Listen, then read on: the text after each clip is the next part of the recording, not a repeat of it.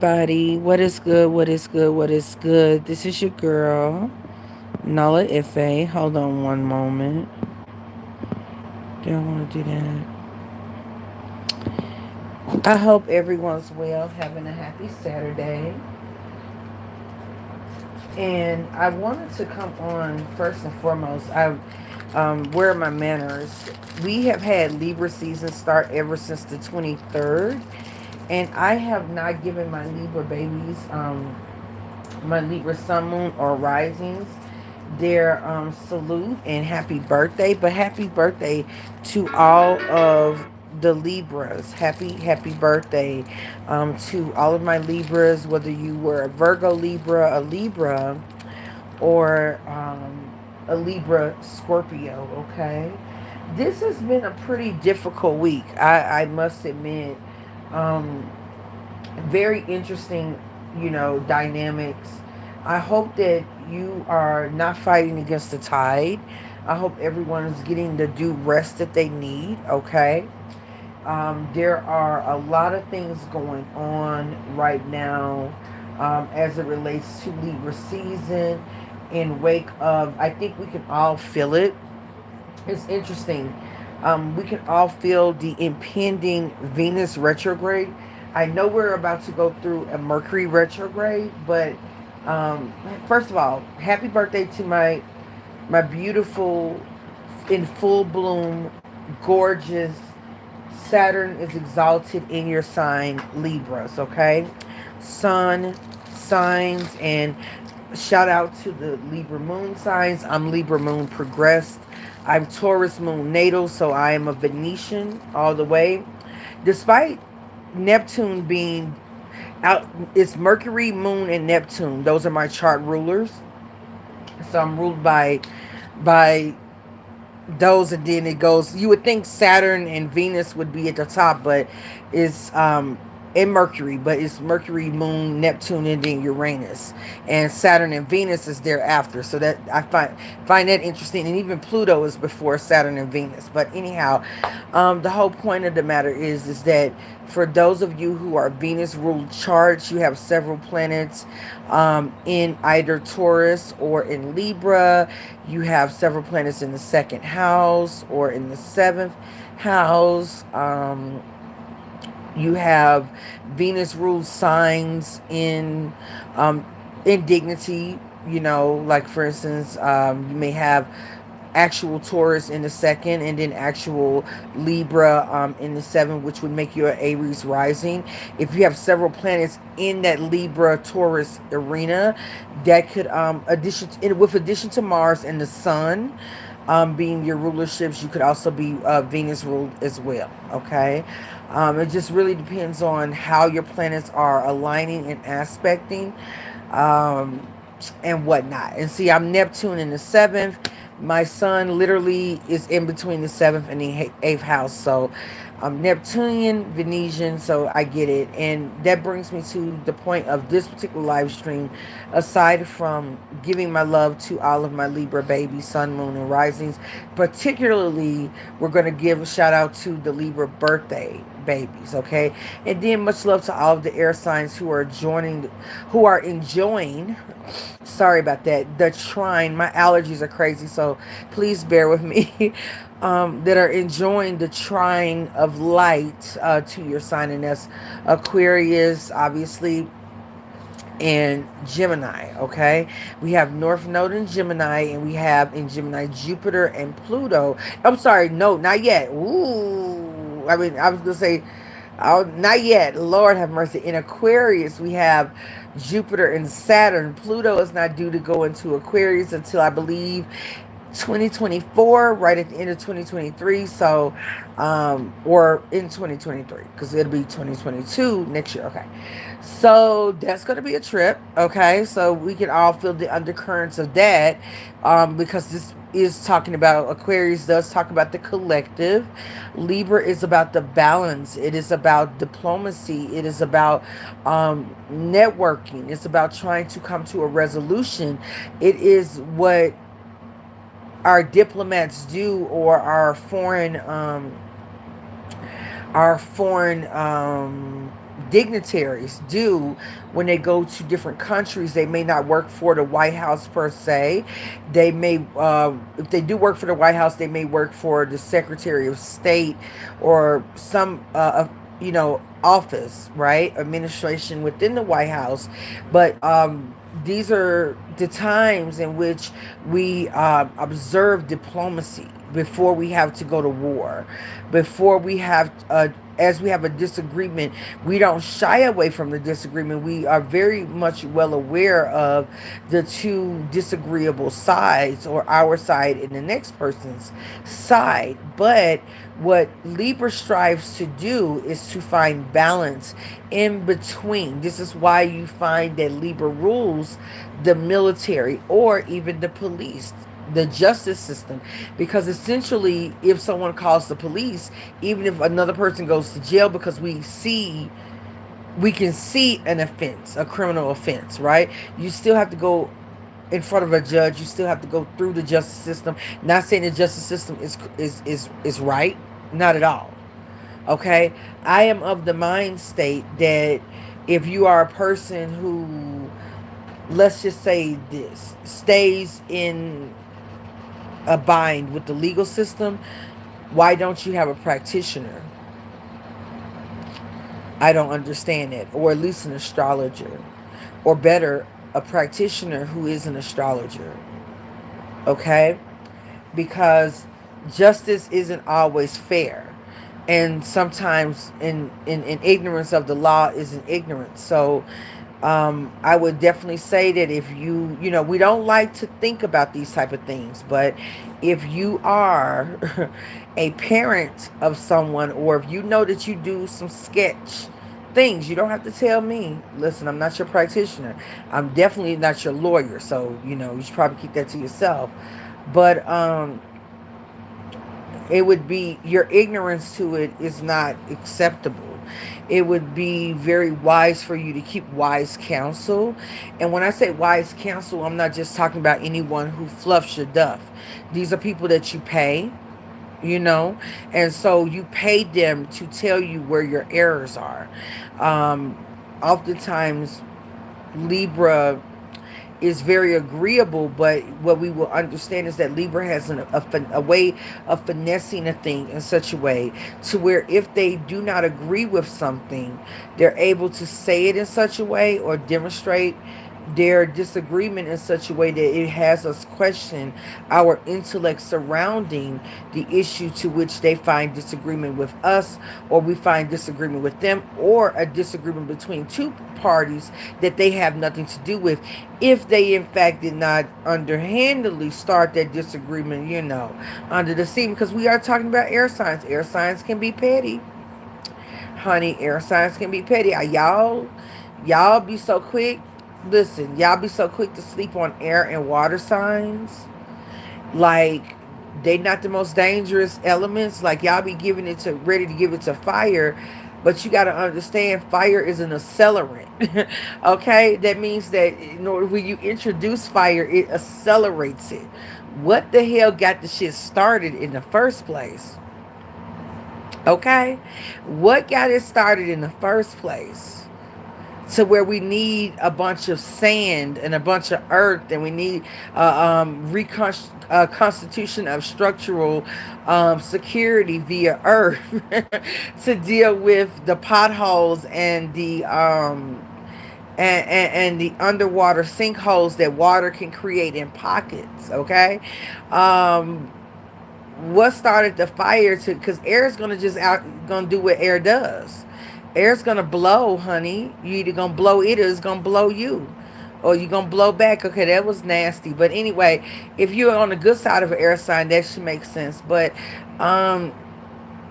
nonetheless, air is going to do what it's gonna do. It's going to carry, okay? It's going to carry what it needs to carry, okay? It's going to deliver what it's supposed to deliver. So it is a thing of intellect. It is a thing of knowledge. It's a thing of communication. It's a thing of language, okay? Even body language falls under, hey there, Lajane, what's going on? Mwah. Hey, honey, much love to you, my baby. What's going on, girl? But air signs going to do what air signs do. Okay, they're going to deliver and give what it's supposed to give. You are dealing with the intellect first. Okay, you are dealing with the intellect first. So if you got anyone, even on a small level, because I really truly believe that Taurus is the water sign of the earth signs, but you still are dealing with Venus. And Venus still is the intellectual application of that which is balanced and of value and of splendor. So that means that one has to have some sort of knowledge, and is it receptive to the way other people react, which means that you calculate. You're calculating. And who doesn't? If you know Taurus very well, some people think they know Taurus, but if you know Taurus very well, you know Taurus is calculating. Okay? Taurus likes people to think that they're not, but Taurus is more calculating than Capricorn. It has to be. It's fixed. Meaning that Taurus doesn't move from place to place the way Virgo does. Virgo can calculate. It can bring the receipts. Virgo will store the receipts right before Libra, okay? Virgo will store and recall the receipts, right? But that which is making the calculations that give value to even measure up and check, Virgo check the value, Taurus, all of that is in Taurus. So Taurus is the real boss. Okay, like Taurus is the real boss. Sun, moon, rising, they're the real boss. Okay, you may listen, popularity contest is not boss. We got to understand that those who are the most popular work for someone. Okay? With exception to if you are a very sharp and very well aspected Sagittarius, sun sign. I say sun sign. I say in a December Sagittarius at that. Okay? That may be, that may give you something a little bit closer, because with those particular aspects, you do have a natural inclination to leadership, because you're talking about the God energy ruled by Jupiter, the king of the gods, okay? But the boss, the one that's behind the scenes that you don't see, is not always Capricorn. Capricorn is a specialist, okay? Even though Saturn is exalted in the sign of Venus, and Saturn's ruler is Capricorn. Capricorn is a specialist. The real boss is the Venetian ruled Taurus, the one who is what establishes material value. Okay? If something doesn't have use, it will not be useful after the trend is over with.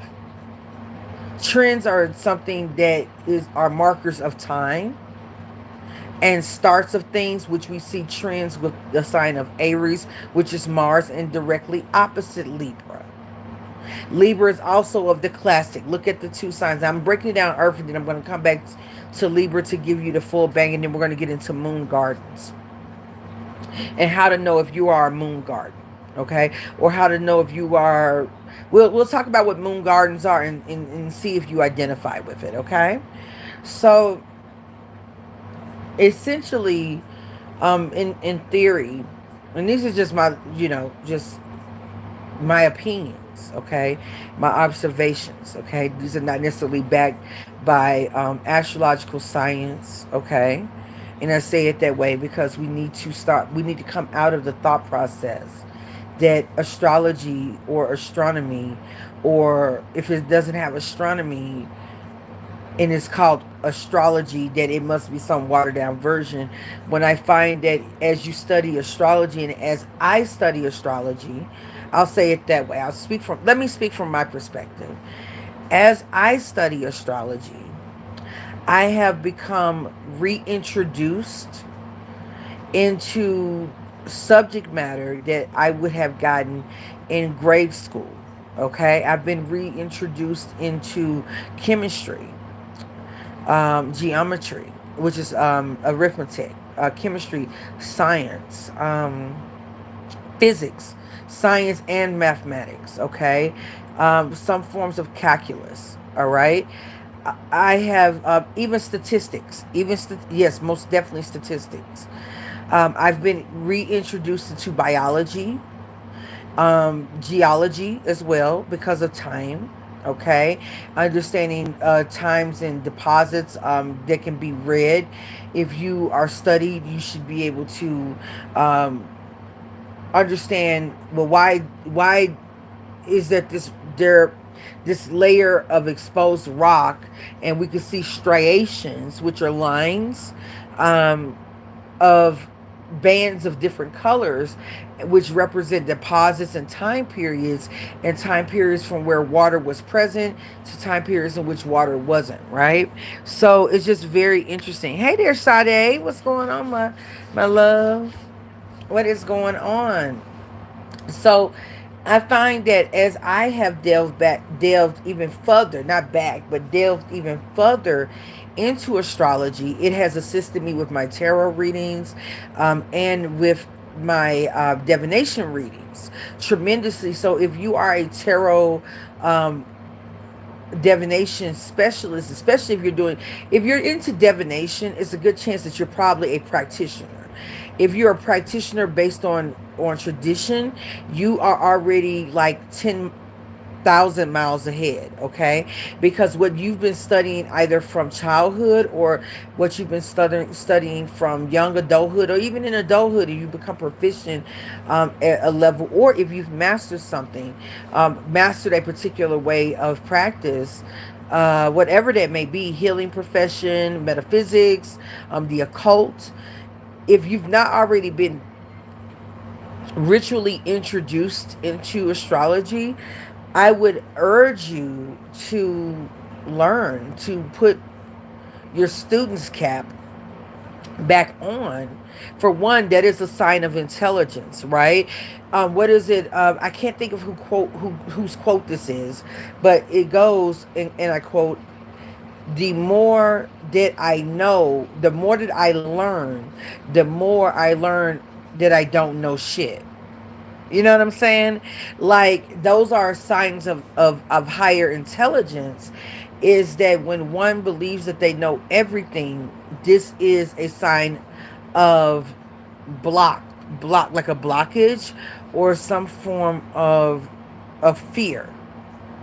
Because it says that you know just enough and you are fearful to know more because you are fearful to have said values that you may cherish or believe challenged, and or you may be lazy. You don't want to have to reinvent the, like, you don't want to be disturbed, your way of thinking to be disturbed. You are very fixed, fixed in a way. And people think that that's Saturn. No, because Saturn is exact in calculations, which means that Saturn isn't that way. Saturn isn't going to require one to be stupid. As a matter of fact, if you're stupid with Saturn, Saturn's gonna fuck you up. Okay, I'm just gonna let you know. If you're stupid with Saturn, Saturn's gonna fuck you up on purpose, and is doing it out of love.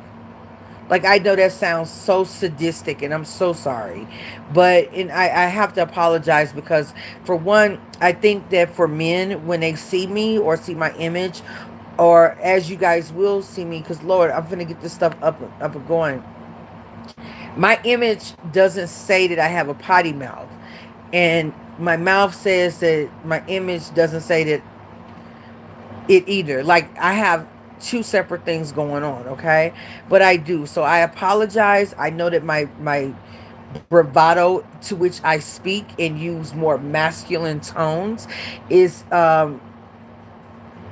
uh irritating to those who are of the more traditional masculine world bubble, right?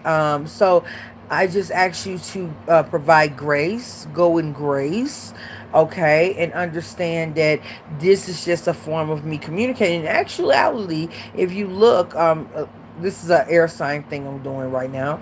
If you look it up, those people who are able to formulate intelligent arguments while using advanced terminology, knowing what those words mean, and infusing curse words and or other vernacular show a higher IQ. And I quote. Okay, so you can take a look at that. There are studies, you could Google it. It's out there for those who are interested. So a lot of times we have to get more comfortable, and it's not just men, there is women too. Okay, we have to understand that with that which created everything, how could you put God in a box? Like, how dare you? You need to check yourself. Like, who are you to put God in a box and give orders to God as to how it expresses itself?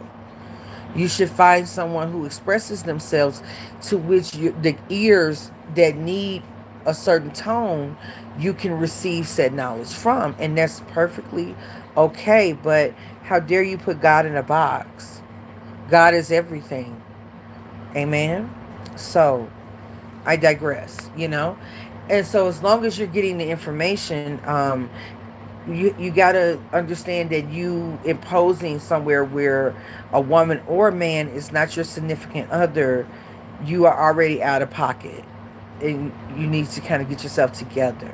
And in this in arena, that's something that I think a lot of us have to state, unfortunately, and let some of our male and female people know that your rules and what your requirements are for your household and your bubble. But you also need to understand that the world is increasingly becoming smaller. And so it may be time to exercise your ability to be around and understand people of different value systems that differ from your own. Because if you're money focused, it's going to help you. It's going to assist you. If you are intellect focused, it will assist you in some kind of way. But let's try not to be dictatorial while hating the concept of a dictator, because that's just an ugly expression and or demonstration of a hypocrisy, and you're doing it for free, which makes it even worse. So I just had to lay that down really quick, okay? But anyway, and moving on, all right? So trends is something that we see with Aries. We see it with Aries because it is the initiation. It's the fire. The sun is exalted with Aries, but it is Martian, okay? It is something that's introduced, and it is Aries is a cardinality. It's a cardinal sign. So we see trends with Aries. Um, we see emotional awareness with Cancer, emotional trends with Cancer. We see logic in trends and logic and balance and logic with Libra. And we see structural trends with Capricorn, because all of the cardinal points represent starts or the beginning of something, okay? Now, it is true that when you get to more of your Capricorn and your Cancer, because these do represent actual spaces. Some people like to believe up and down. Some people like to believe north or south. Some people like to believe east or west, depending on what area you're facing. But Capricorn and Cancer, as it relates to this world, not necessarily the galaxy or this universe, but this world, tends to create what's called the classics, between structure and emotion, or inspiration and then design, okay? Or the feeling and then the material, all right? So these are what establishes those which may bring in long-term change, and Aries brings in something new that influences the classics, maybe helps change the classics up a little bit, and then Libra helps bring balance so that we can appreciate said classics, okay? So this is the Libra season for that, okay? But the classics are things that are not trendy, meaning like, okay, listen, I'm getting my hair cut, all right? My natural hair is shaggy. It's a lot longer, and it's very, Needs to be cut, okay? It needs to be cut. So I'm going for a bob. A bob haircut is a classic. We've been seeing women wear bob haircuts since the roaring, 1910s, right? And even more so than the bob, we've been seeing the page boy, which is the bangs in the front. I'm not going to go bangs in the front. For one, I don't have chemicals aside from I am going to blonde my hair out, okay? So y'all can, if you are one of those, oh, no chemicals, please miss me, because we will have a drag out down, and I really don't feel like it. Not Libra season. I'll come talk to you when Venus goes retrograde. But anyway, and that's what we're gonna talk about that tonight as well. So a classic would be the page boy. I mean, no matter what, like male or female, now we have to be, very much more inclusive. But for the purpose of the femininity surrounding the haircut, since it is traditionally female assigned, that is one haircut that you may have different lengths of bangs. You may have bangs that are they have a higher bridge towards the middle. They may be feathered, whatever. They could be blunt Chinese bangs, as they call them. But the page boy is a classic. That's an example of something that's classic, meaning that even in the 70s, which the haircut I'm getting is very much 70s inspired. I am not going with the mushroom, but I could do a mushroom variation. But I am not going complete Farrah Fawcett, but we will be having a little Farrah Fawcett action. Okay, I am all for that, honey. Don't even with me. Don't even with me. All right? Don't even. I love a good bang. Okay? Flipped up, honey, a little layer. Oh my god, a little layer action. Not completely over one eye, but just sweeping over one eye. And like, you get one of those little tucks behind the ears. Like, bitch, who are you talking to? Oh, I know you are not talking to the dog. What? Girl, and a little bang, and then or your hair is just layered in such a way, and somebody has you kind of messed up, and you turned and your hair still kind of moved and shifted a little bit, but we see it go into the layers, especially if your color is right and your cut is right. You tilt your head about 90 degrees and you shake your hair, and it move. Okay, there's fluidness, because whoever's doing your hair, or whoever, or what you're doing, and the products is doing it. Okay, and you are reading someone for field, honey, without even being nasty. Yes, work. Okay, I am here for all of that. Okay, with the little tuck behind the ear, with the little foxtail. Yes. Okay, so anyway, my whole point of saying all of that, generally if you go with the page boy, that's what your hair, as it grows into that, especially if you start to trim the back and sides to match your bangs. You start to kind of trim into that, or you could just go with a bob, honey. They've been wearing the bobs forever. The symmetrical bob, the asymmetrical bob. Okay, again, tucking behind the ear. I think a bitch said something to me. My hair has a blunt cut. I'm very sharp. Okay? Okay, my hair is moving. Weave or my hair. It moves. There's nothing stiff here, bitch. Okay, I'm gonna look at you to the side. Let's wave the hair. It's blunt. It's asymmetrical. You got me messed up. Or better yet, let's do this on them. Let's put the foxiest pair of shades on a bitch. Okay? Like, I'm not going to say nothing. My action is shading you. Okay? Period. Sade said, come on. Lajane said, come on, sweep. Okay? That is me all day. Baby. Oh, I can give you a nasty haircut, honey. In ear back tuck, honey. And look. I can give you old nasty eye cutting. We are from the South. Lajane know what I'm talking about. Like, sometimes you wish that we would have cussed you out, because the look itself said so much. All right. But, those are classics. Those are examples of classics. What is another classic that we see a lot of Libras love? Libras love hair first and foremost. Okay. So make sure before, I believe, December the 22nd, even a week to 2 weeks before December the 22nd, if you are going or desiring to change your hair, have a cosmetic procedure, bitch.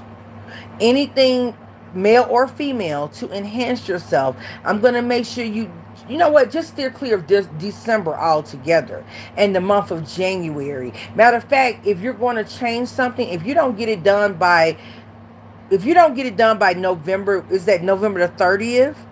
Okay? If you don't get it done by November the 30th, you need to wait until February the 14th. Okay? Valentine's Day is just cutting too close to when Venus will go direct, January the 30th. It's cutting too close for me.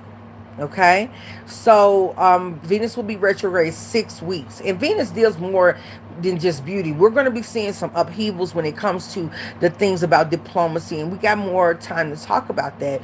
We're going to see some things that were supposed to be balanced contracts reached, military upheavals. You're already seeing it now with listen, I have a theory about what happened over there with the Taliban, and all I can say about that right now. Excuse me. Let me take a sip of water.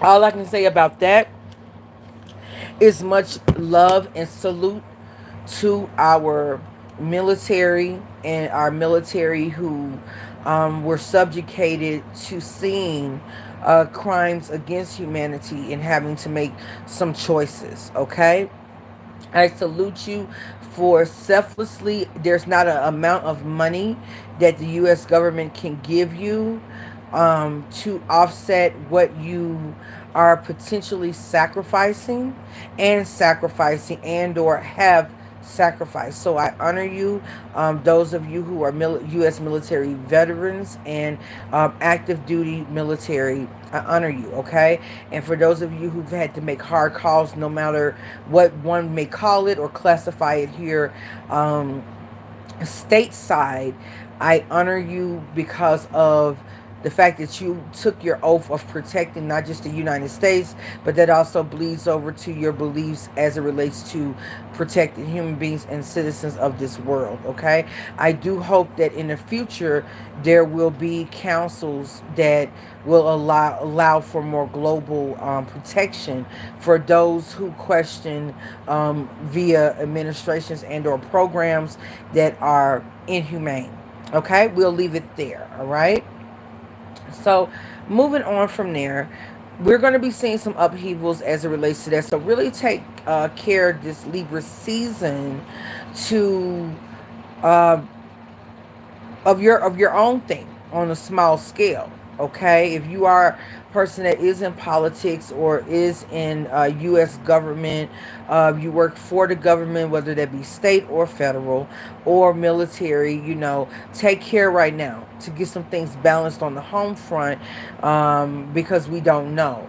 If you are a person who is a gardener, a person who is an herbalist, a person who specializes aside from what we give an official degree from university for,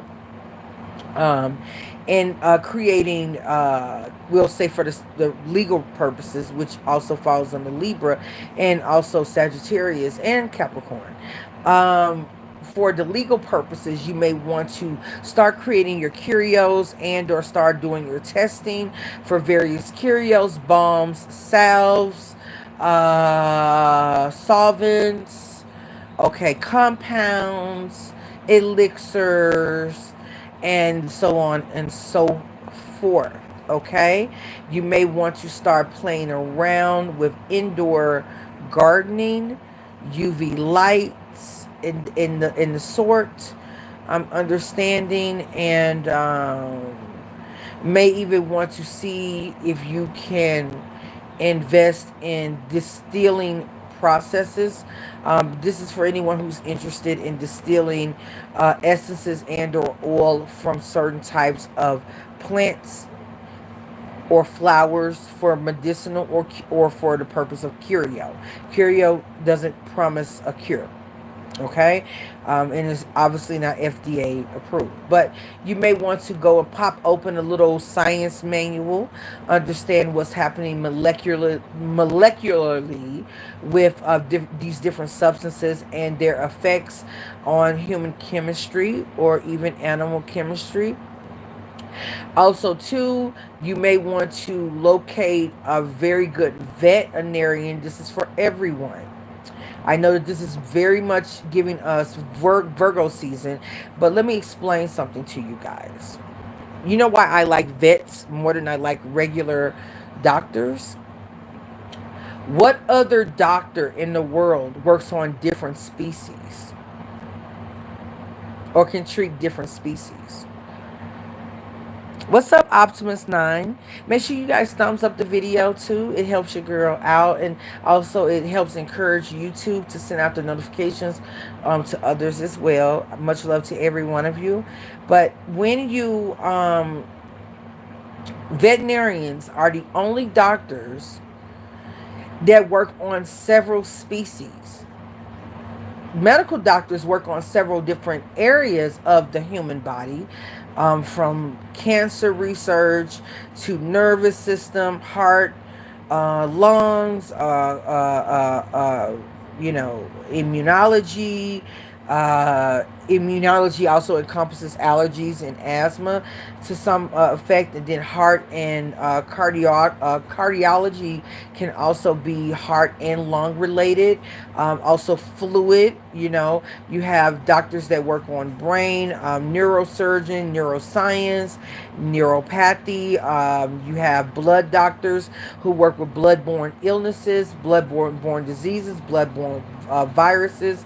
You have virologists, people who only study viruses. They don't see any type of human patient. They just bring to them different samples of blood, tissue, plasma, tissue meaning skin, muscle, organ, okay, that sort of thing, and or human fluids, and they study it and study diseases and pathogens that affect the human body. Okay, so they don't actually see people. They are essential to pharmacology, or you have pharmacos, okay, which were originally the medicine men and women, but here in the United States, in order to officially practice to be a pharmacist, you have to be a pharmacologist. Or it may even be a pharmacologist that doesn't prescribe medicine, but you work for labs and research institutions, and you come up with compounds. That's all you do all day, and study different formulas and test them, test the formulas to come up with the medicinals that are then introduced, and or physicians, whether that be family practice or whatever area the medicine is supposed to help, is introduced to the physician, recommended, and distributed via a pharmacist. Okay, but those who actually study and put the formulas together are not necessarily pharmacists, even though back just even 100 years ago, those who studied cures, herbologists, okay, traditional Chinese medicines, medical doctors, or pharmacos or pharmacology, those people who studied the medicines actually prescribed them, which makes more sense to me. But with the bureaucracy, i.e. Libra, the balance of things here as it relates to the U.S. government and or laws, you have these many different practicing departments. Now, with all of that said, and we just covered only maybe a tenth of the different types of doctors. You have osteoarthritis doctors. You have rheumatologists. Okay, you have rheumatologists, which is who they send you to, which I think is asinine. If you have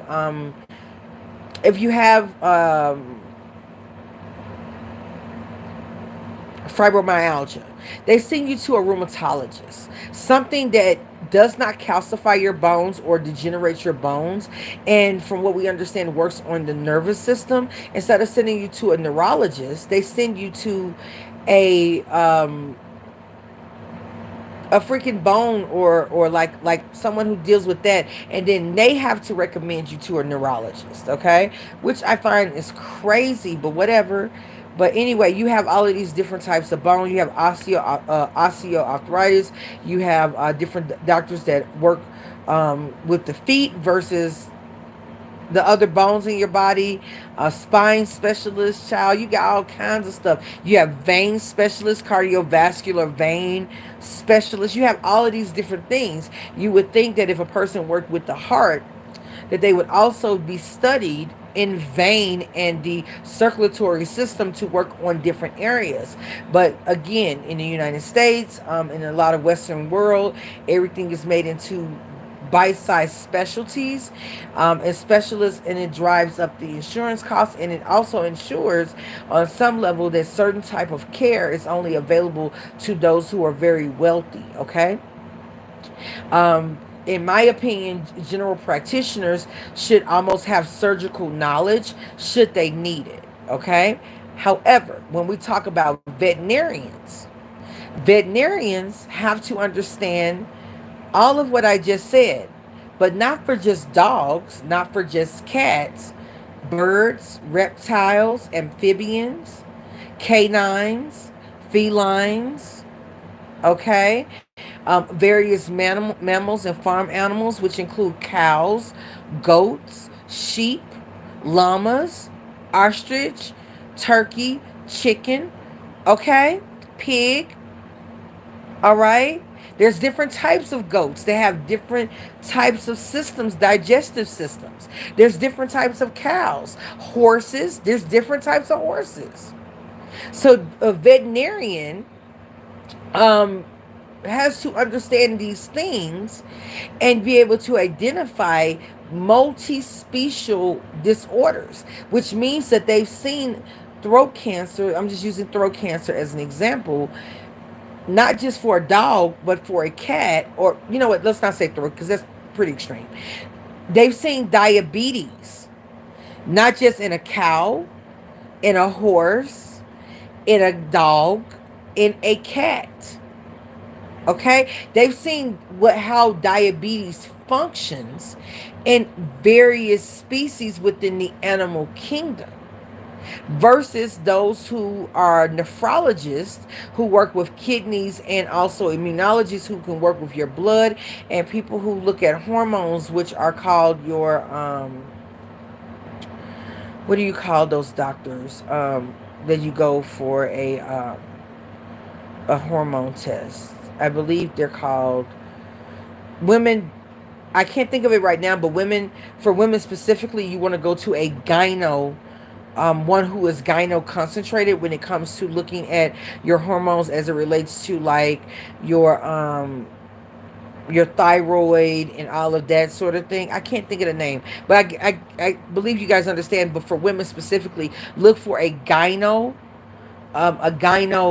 whatever that person is. I can't think of their name. I know the official name. I just can't think of it right now. You want to find one that's focused on gyno because they're going to look at it from a different perspective, and they're also going to account for and have more knowledge as it relates to diet induced, environment induced, and generationally induced PCOS, which is polycystic ovary syndrome, or PCOD, polycystic ovary disease, okay?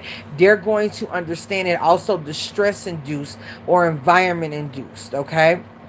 Because depending on if there was trauma introduced into your life, and or trauma induced, even if it's something you're not aware of, it can change the way your hormones operate, okay? I think I spoke about that very shortly on this channel, where when we look at the differences between female athletes and women who are not as athletic, maybe are fitness based, but not as athletic. We're talking Libra themes and balance.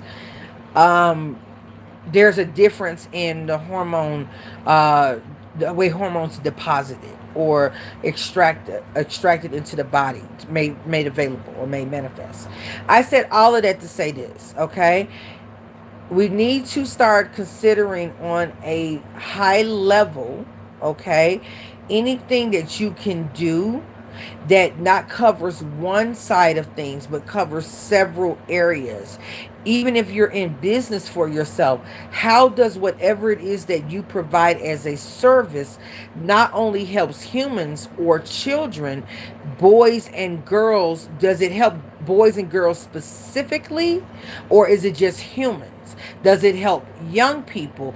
Does it help people, young people, young adults, adults, mature adults, and those who are elder adults? How does whatever it is that you serve, sell, know, provide, balance, how does it help each individual group expertly? You get me? All right. Venus does bring the quaint. Okay. Venus does bring the quaint. Understand me. If you are a massage therapist, are you a post-op cosmetic post-op massage therapist, bitch? Are you a post-viral infection therapist? Okay. Are you an athletic massage therapist? Are you a prenatal or natal massage therapist? Are you a post pregnancy massage therapist? Okay. Are you a massage therapist that operates with people who have had severe accidents, such as car accidents, extreme sports accidents, and you're in Colorado because these bitches can't drive, but we got the juice, okay? And they can't ski apparently either, bitch, because the little helicopter be coming over from Vail and be coming over from Breckenridge and Aspen, Colorado, bringing the broken bitches to the hospital all the time. But anyway, do you specialize as a massage therapist in helping move the fascia, which is the connective tissue, and or fluids that inhabit the connective tissues that can also be responsible for creating cellulite? Are you able to work with people who have just been put back together? Can you help improve them? Are you merely an oil lotion massage therapist, or can you massage underwater? Meaning, can you have someone in a tub of saline solution? They are soaking in Epsom salt or whatever solution and herbs, essential oils you put together, okay? And you're able to get in there and massage the back down, go down the spine, go down the nerves, okay? Get all up into it. Are you able to do this, okay? Underwater with the threshold of warm water in a sauna? Are you someone who could give hot stone massages? Are you a sauna massage bitch? Okay. All right. Are you able to work in a sauna environment? Okay. If this shit doesn't exist, I suggest you start considering it, looking at the science behind it. Are you a Pilates massage therapist, bitch? Do you do Pilates? Do you do yoga? Okay, so you may not be a yogi, meaning someone who then becomes specialized in leading classes and moving energy and becoming connected with the yogic principles. Okay, but if you are and you're a massage therapist, when you see the way that your people are moving, when they're going from pose 1 to pose 2, pose 3, you're watching their movements. You see that there's something off about the way the hips move. You notice that this person's muscles contract this way. Are you able to ascertain through having someone do a basic movement physical as a massage therapist that specializes in yoga, that this person has a frozen shoulder, frozen kneecap, they're having some kind of range deficiency?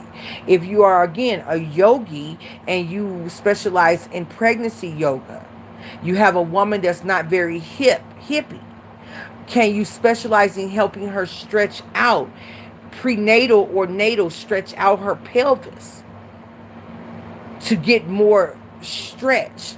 help her get into more positions where she is flexible. And if she's having problems conceiving, believe it or not, the way your cervix is positioned. I'm talking about balance. We're still talking about Libra season. Y'all think that Libras are basic. No, bitch. This is all Libra. This is the balance of things, okay? We're not talking about the value. We're talking about the balance, what is actually here. What can it do? Okay, for a bitch, right? And then y'all are so spoiled because you would be a damn fool not to share this channel. Or maybe some of you are smart enough to capitalize, and that's why you're not. But you know what? God ain't gonna bless you for that. Okay, you share this channel where you know it is, and get your girl some love, and make sure you donate and you support. Okay, we will be opening bookings here in the next week or two. Okay, we're gonna do a smack dab. I got some for y'all. But anyway, all right. So listen, does if you are a yoga specialist, okay, and you are into massage, obviously you know that the power in tilting the cervix in certain ways. Do you specialize in pelvic flexors, working specifically with women?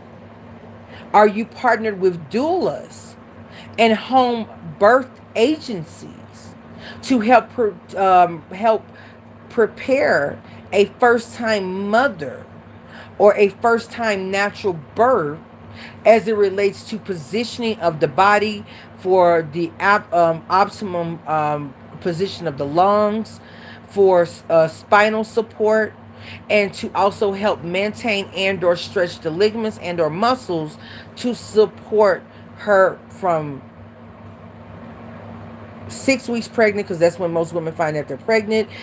Just so people don't understand, especially as it relates to the abortion thing, your pregnancy is calculated from the first week of your last period. So yes, you may didn't get pregnant until you seen Tyrone a week ago, right? But your pregnancy is calculated based on the first day of your last period. Because once that egg presented itself and dropped, this was a whole new menstrual cycle.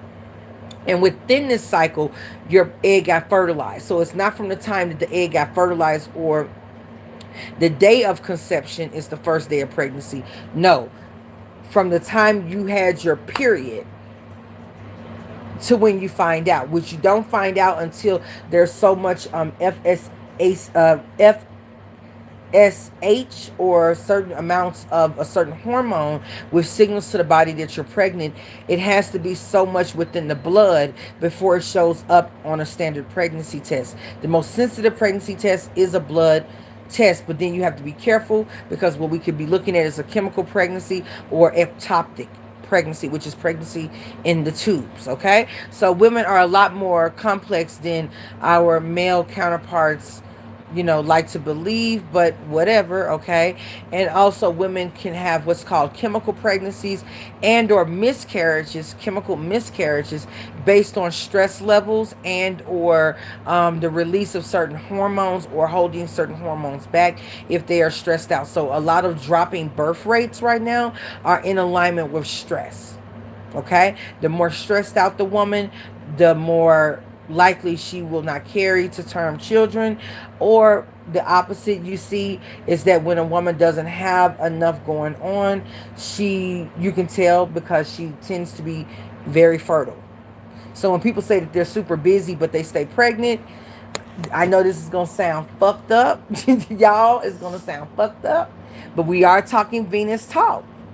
This is gonna sound fucked up, but if you have a super fertile woman,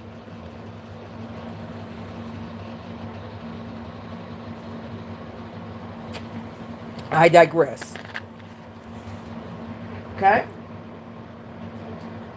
She know where her money coming from. We'll say that. We'll keep it there. Okay? We'll keep it PG and keep it fair. Okay? Because all work that a woman does as a mother is still a very difficult job, because you are lending your body to something that acts like a parasite for 9 months, and we're not even talking about the child yet. Amen? So, yeah, so that's that. But nonetheless, All of these things, you will also see these things balanced out through the Cancer, the Divine Mother, the Divine Father, or I like to believe Capricorn to be gestation, because I don't see Capricorn as masculine. I think that that is the patriarchal departments trying to, again, mitigate money, value, and structure. That is still a feminine construct, okay? To be quite honest with you, Libra and Aries represent the masculine as it relates to cardinalities, okay?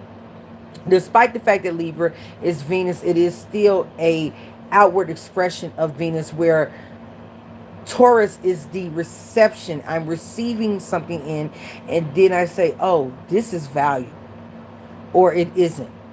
But I have to receive it first in order to ascertain whether it's valuable.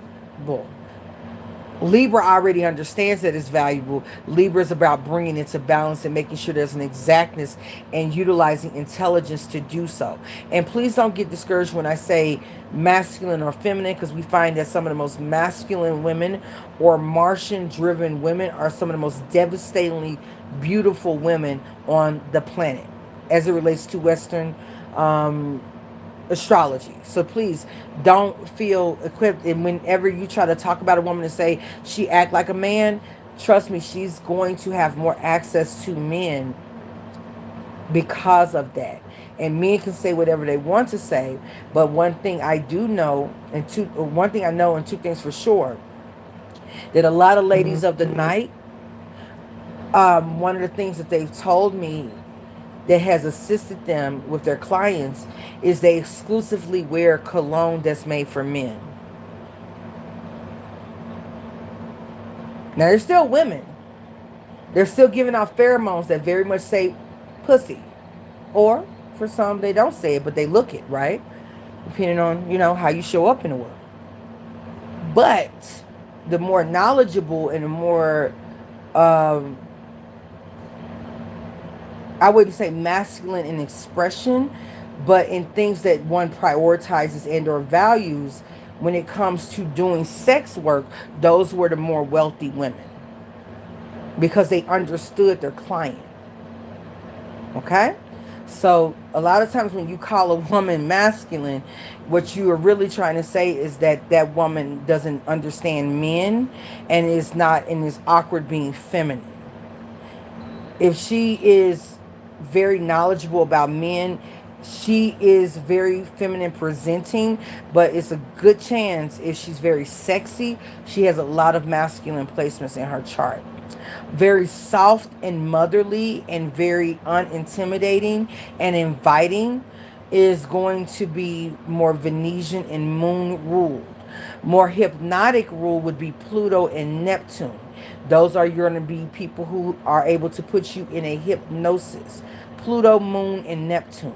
Venus and Moon will be very inviting, very soft, surrendering, non-domineering, okay? Mars and Saturnian women look like they can fuck. Okay? They give out, and Plutonian women, when it comes to power, Mars, Plutonian, and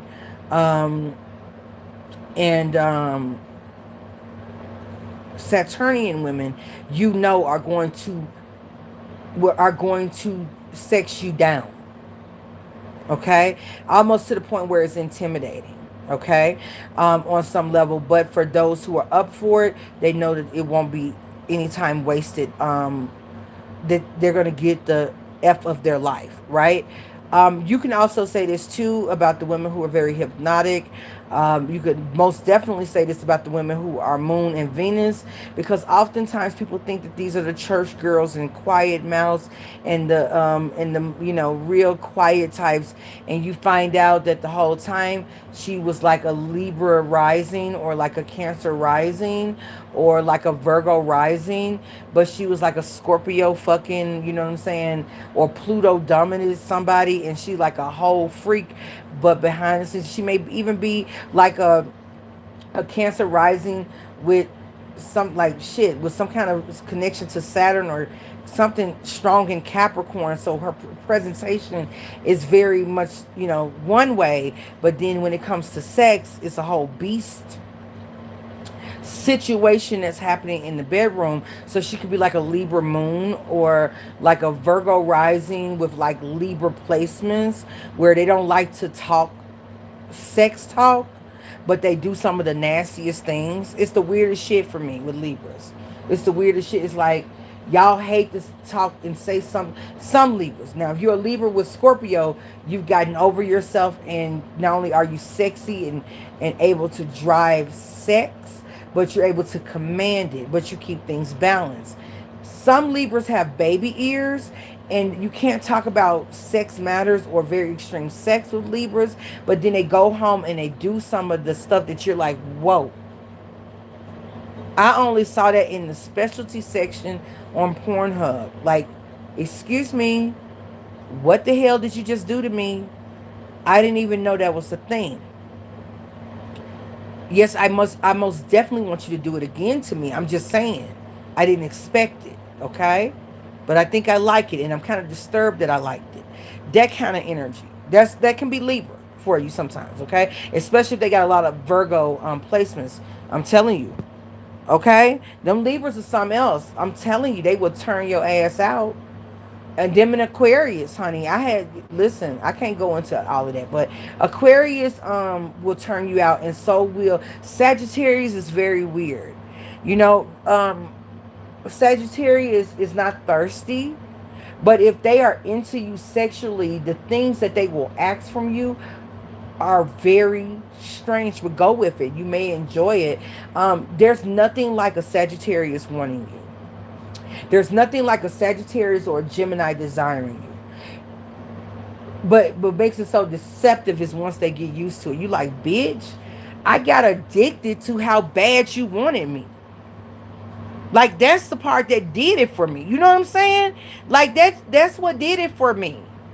It's like how bad you wanted me and how you expressed you wanted me is what actually was the aphrodisiac. What is this?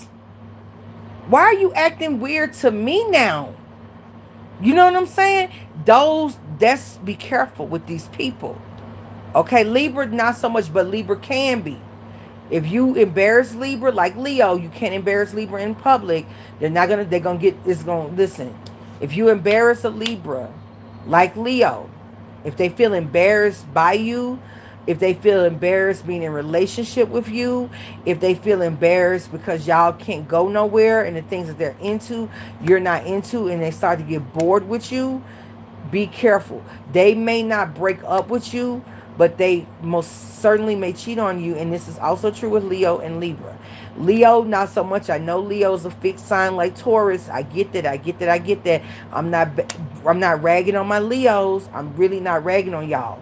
But if somebody embarrasses you, push you down, you do not feel optimistic being around this person. You don't feel great. They don't make you feel special. They don't make you feel needed and or appreciated. Okay? You know how you always have that ex that's lingering behind because they also did that same dumb fuck shit, and now the reality has sit in that other people did not make them feel good. 'Cause when you talking about Leo and you're talking about Libra, these are the outward expressions of things. So Leo is the outward expression of the sun. Not only does Leo possess confidence or expression of confidence, because I find a lot of Leos in their downtime have to work on confidence. That's just the way it is. Capricorn's supposed to be good with structure. When you find a lot of Capricorns in reality behind the scenes, they're not structured. Okay? So because that's why they're good at it, is that they become that. Your sun sign represents what you're becoming. With exception to the moon, okay? The moons tend to be there. That's the feminine part. They're going to show up that way. They come out the womb that way. But the suns, you're becoming that. And so with Leo, if you have a Leo sun sign and you don't make them feel appreciated, you don't make them feel special, you don't make, like some people, like in relationships, since we're talking about Libra, some people in relationships, I find, and y'all can correct me if you think I'm wrong here, or please add into the conversation, but some people feel like in relationships, if they make you feel beautiful, if they show you a bunch of attention, if they act a fool with you, like that's going to make you want to cheat on them. When in actuality, don't you like what people don't understand is that attention and genuine interest, i.e., Sagittarius, Gemini, when they're like, when something, they love something, they're obsessed with it. You should learn from these two, Jupiter and Mercury. Even though that's communication and that is higher understanding of a thing, when you act that way, not obsessed in, like, this is my issue with people, and what scares me about some men and women is that you'll have some men and women be obsessed with a thing, want to own a thing, but as soon as they get the thing in their grips, they will talk negative to that thing all the time. They will tell that thing, oh, you think you're somebody, you ain't shit. You ain't never been shit. Well, I ain't shit either. And they think that I ain't shit thing is something to be happy about together. Like, you got people who have very much Venetian, Neptunian, moon qualities that want to be more than ain't shit. And so for the ain't shit person to be the one that's obsessed with you and that is trying to trap you in their ancient world, that is a nightmare. It's a difference, like the person who thinks highly of themselves and they think highly of you, and everything they say is to uplift you. Even when they critique you because they know that you can do better, and then they go into what makes you so fantastic. That is rare in the world. Unless you're offering someone money and you're the richer one of the group or the more popular one of the group, meaning that the only people who do that are people who are using you, right? But when your partner does that and it's a partnership and they encourage you to do that for them, that is actually pretty awesome. With exception to a lot of people who actually do these type of things, i.e. Libra. Libra, you may be this way, but you need to be careful, because you need to understand that some people, if they were raised in an abusive home and if they were raised around abusive family members, and if in Libra and Virgo, y'all need to go in and heal while being dismissive to those people who really need your help. Also Pisces, makes no sense. You end up being the ones who call the most about somebody dogging you out, and the people who were all over you, you tend to not pay attention to because they're not a hot mess.com that you can fix. But the truth be told is that when you're done dealing with the fuck boys and fuck girls, you have post-traumatic stress. And that post-traumatic stress will make it so that you can't compliment yourself or receive compliments from other people. So be careful, because it is everybody's responsibility. We should, as a society, this is my Aquarius progression talking. As a society, we should all be cognizant to abuse and what it does to individuals and groups of people. But we also should be cognizant of what those who are unhealed from abuse can then do to the collective or groups of people, or who refuse to get healing. Because at some age, it is your responsibility to look at your bad habits and be accountable. And when you have people who are not accountable, those people are very dangerous. And those people can cause a lot of sorrow. And though they may come out and say, well, I was abused and it's a big scandal, everyone's like, whoop, whoopie doo, oh my God, I can't believe this. Well, there's several people who were not abusing them and were just in their path. And nobody's running to those people's aid after they've been affected by said person who was unhealed.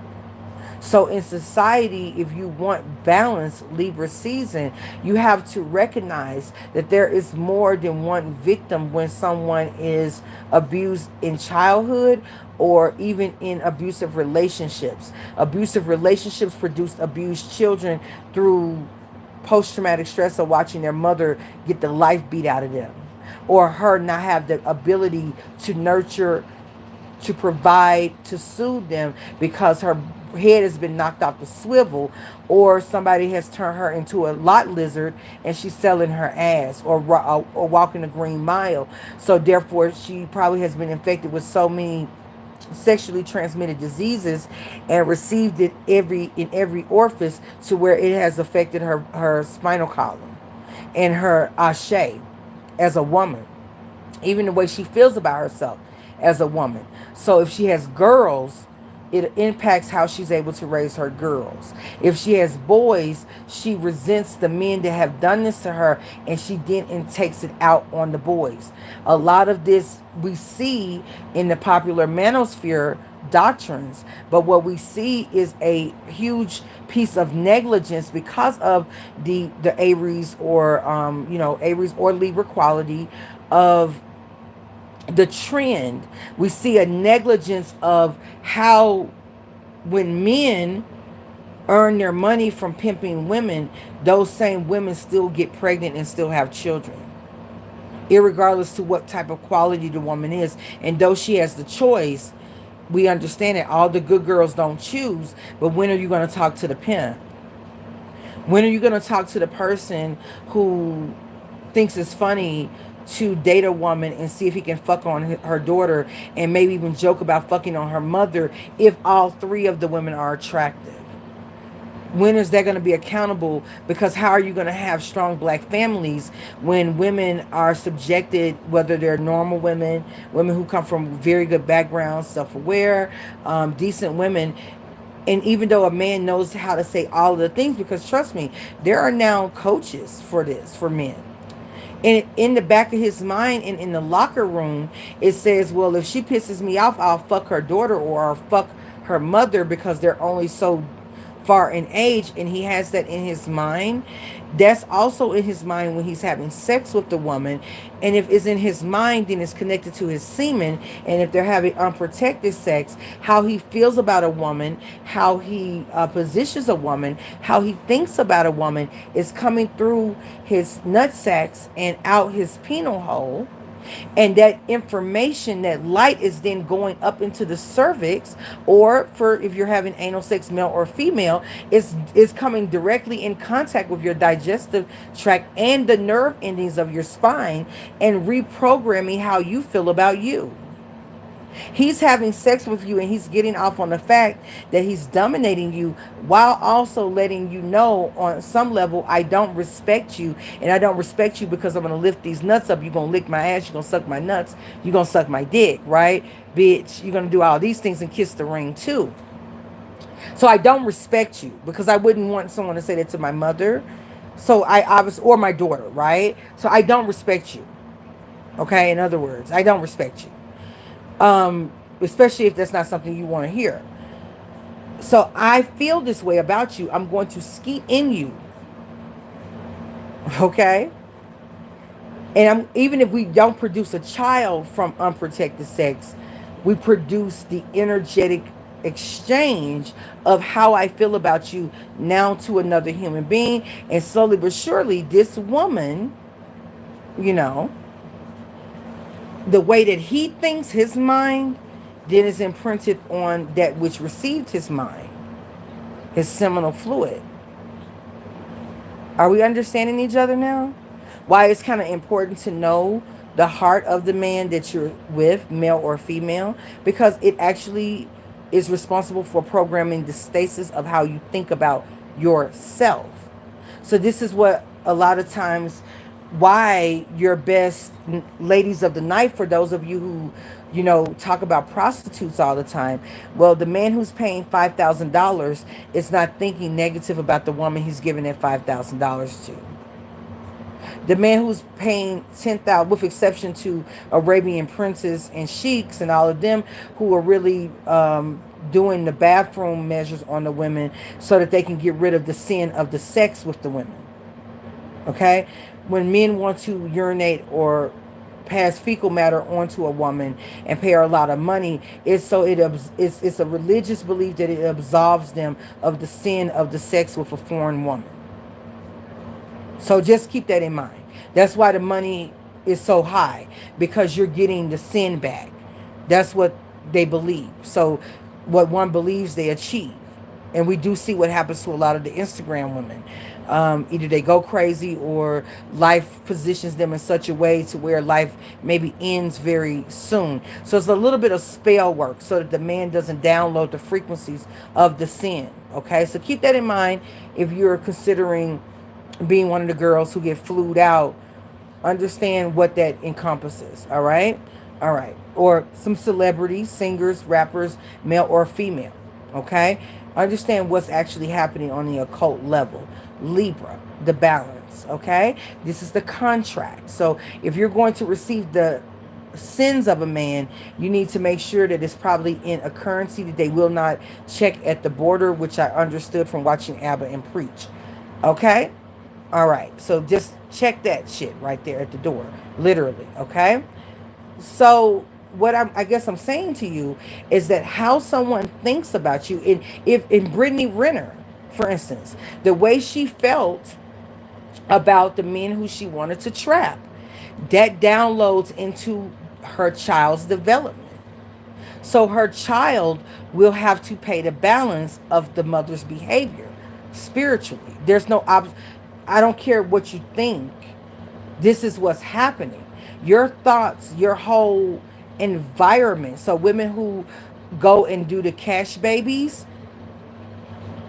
you know, hello, you're understand what you're doing. Is all I'm saying. If you're going to do it, I'm not shaming. I'm not saying one thing or another, but understand that when you make this baby for the purpose of a check, then your child is the same. Your child is synonymous with what they did in slavery when they sold children into slavery. You basically had a child to be the carrier of the sin, so that you benefit in your life while they have to carry and pay for it in theirs. So no one gets out of here alive. You do know that, right? Or no one gets out of here without paying their due. Okay? Libra season. Okay? Justice. Divine justice. Cosmic justice. Okay? All right? Again, these are my observations. These are my thoughts, right? Yeah. So these are just things to think about. Very important shit, you know. I'm sure people didn't think about. I didn't think I was going to get into this, to be honest with you. But yeah. So let's consider these things. But anyway, in talking about men and women, okay, and talking about the balance in between the two, a lot of the women who have masculine energy, you know, just like men, understand the value of things. So, you know, Venus ruled Libra does give you a more masculine view, because directly opposite Libra is Aries. So again, Libras, don't feel no kind of way when people call you. Listen, you are the esoteric ruler of Venus. You are considered the Venus as the cosmic energy above. Taurus is the manifestation here in the earth realm.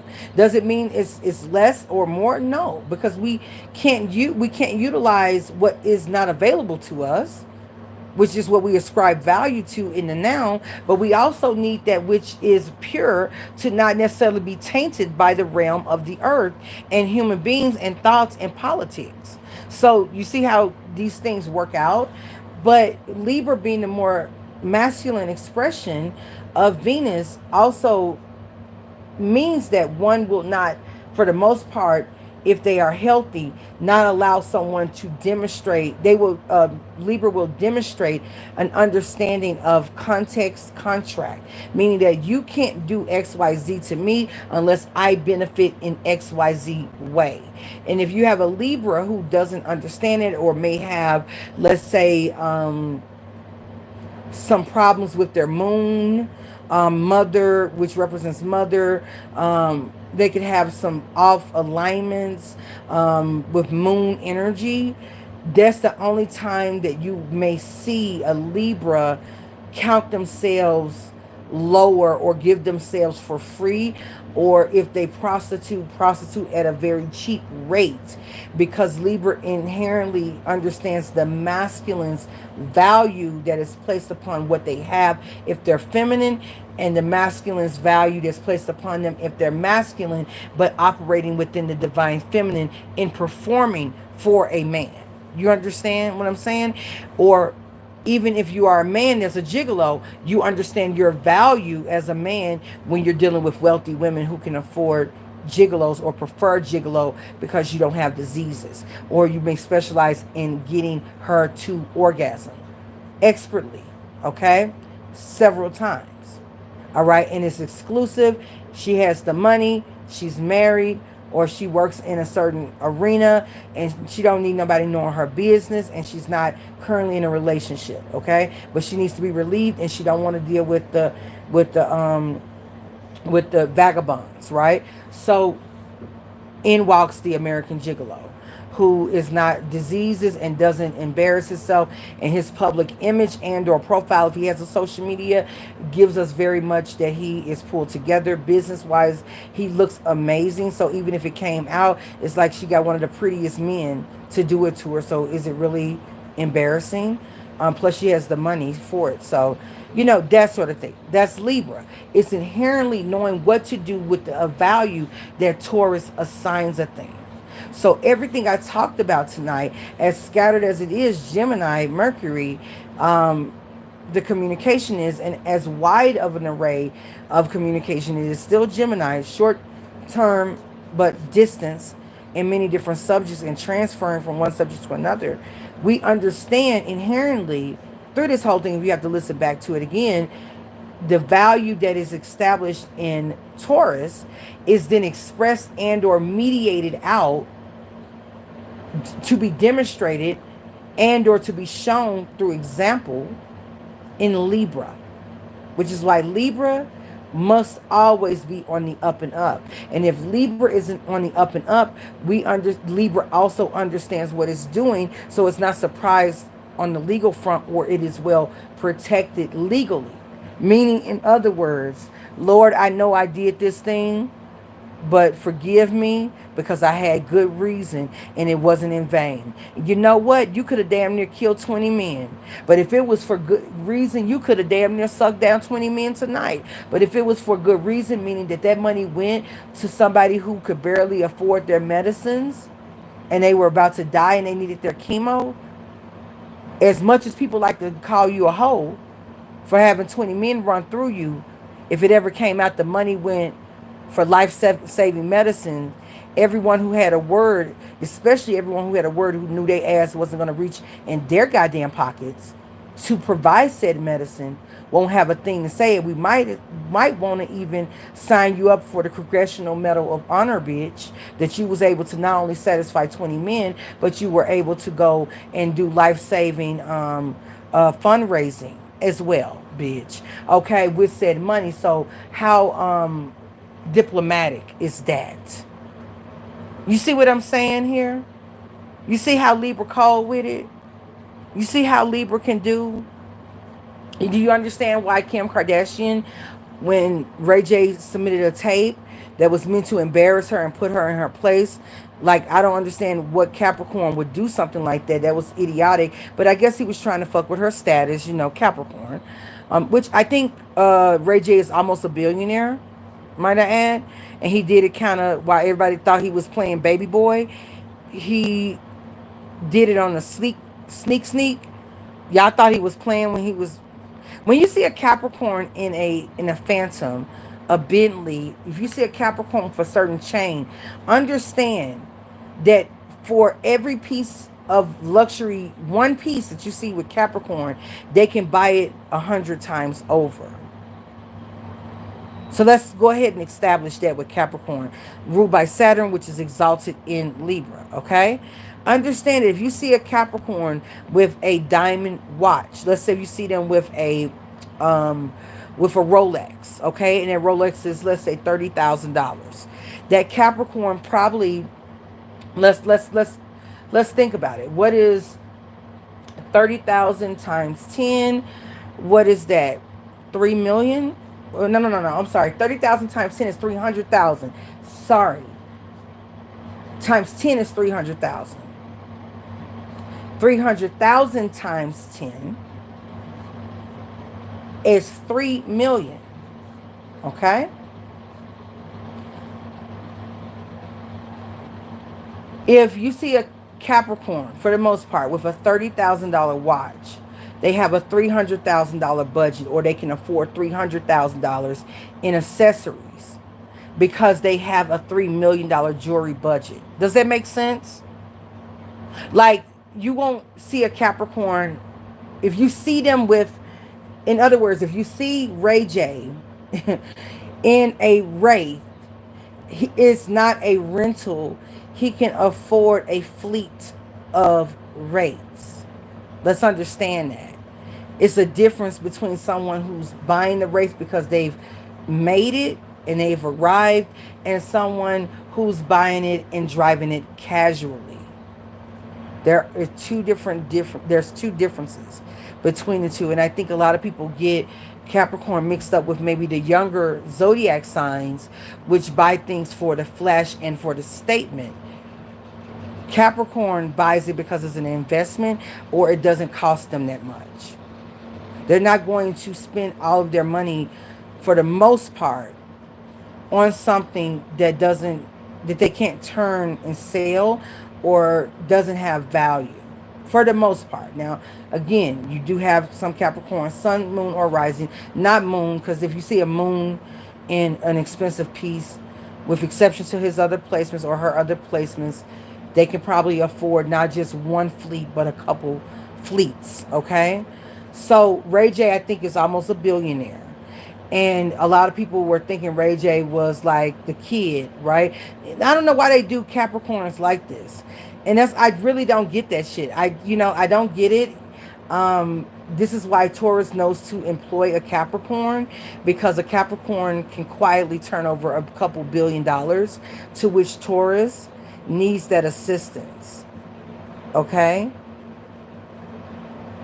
But Capricorn's not the boss. People think Capricorn's the boss. They're not. They're not. Because Capricorn is concerned with status and setting up the status, setting up the structure, then moving on to the next thing. Okay? We are cardinal. The boss is someone who's going to set it, and this way it is the management from here on out. And any changes we make have to come through me.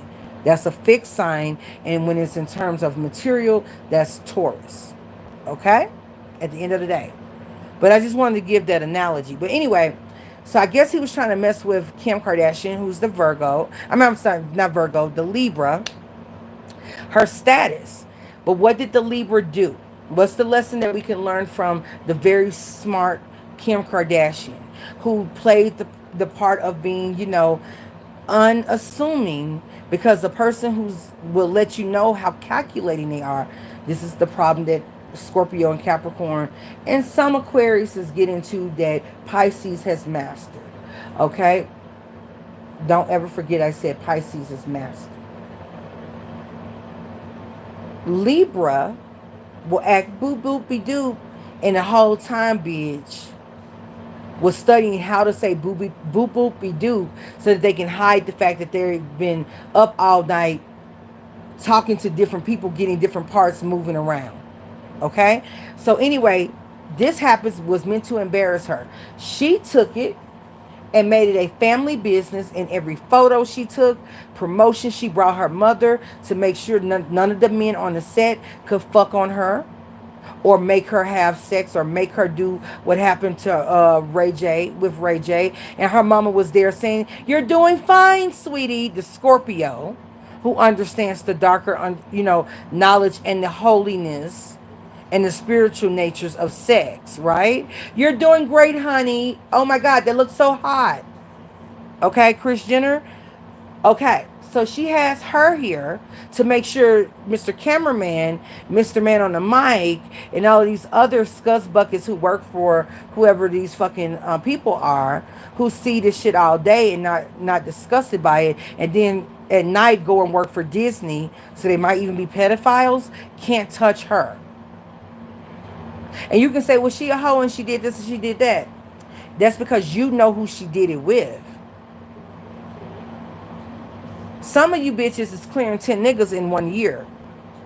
In one season, bitch. Some of you church mice, don't even get me started, okay? I'm not mad that you're clearing that many men. I'm mad that you're broke. Libra season. I'm mad that you're broke. Because anyone who is that experienced should be charging a rate that reflects that.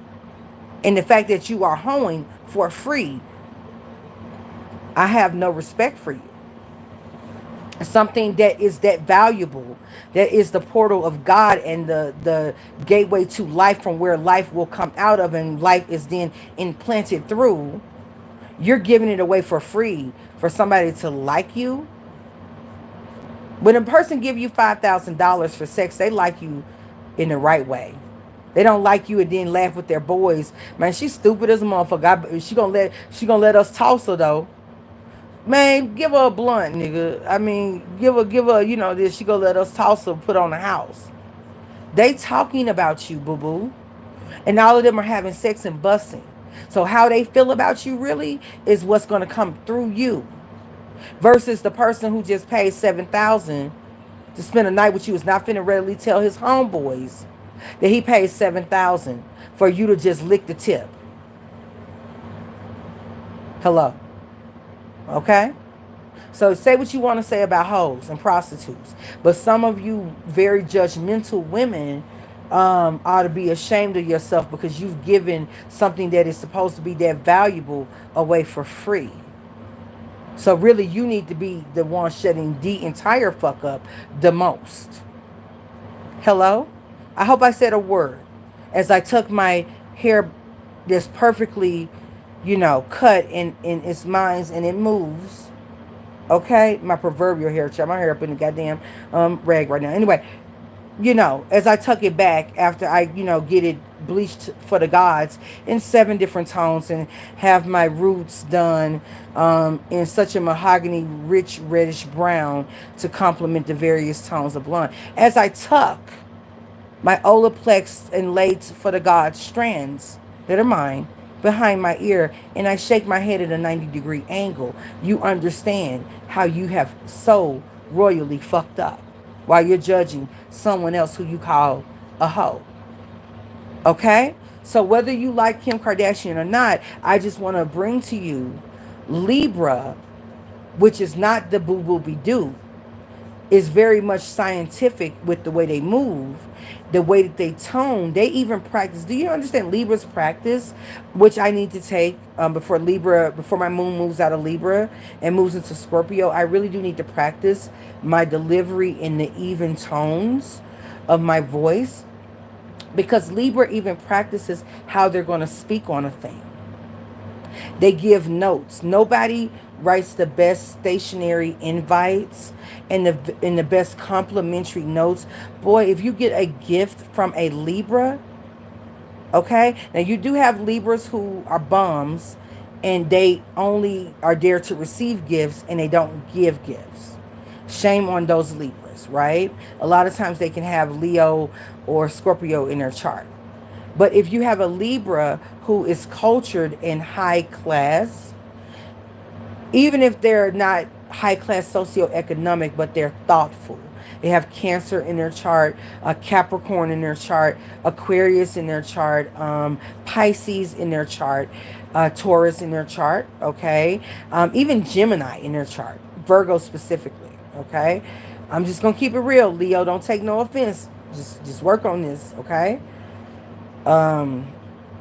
It's just a function of the self-centeredness with Leo energy that can have them forget about other people's need to also get the same level of attention if you're not having sex with them. Like, y'all give y'all sexual partners love, but sometimes you can, unless somebody's doing something for you, forget about the other people who give to you.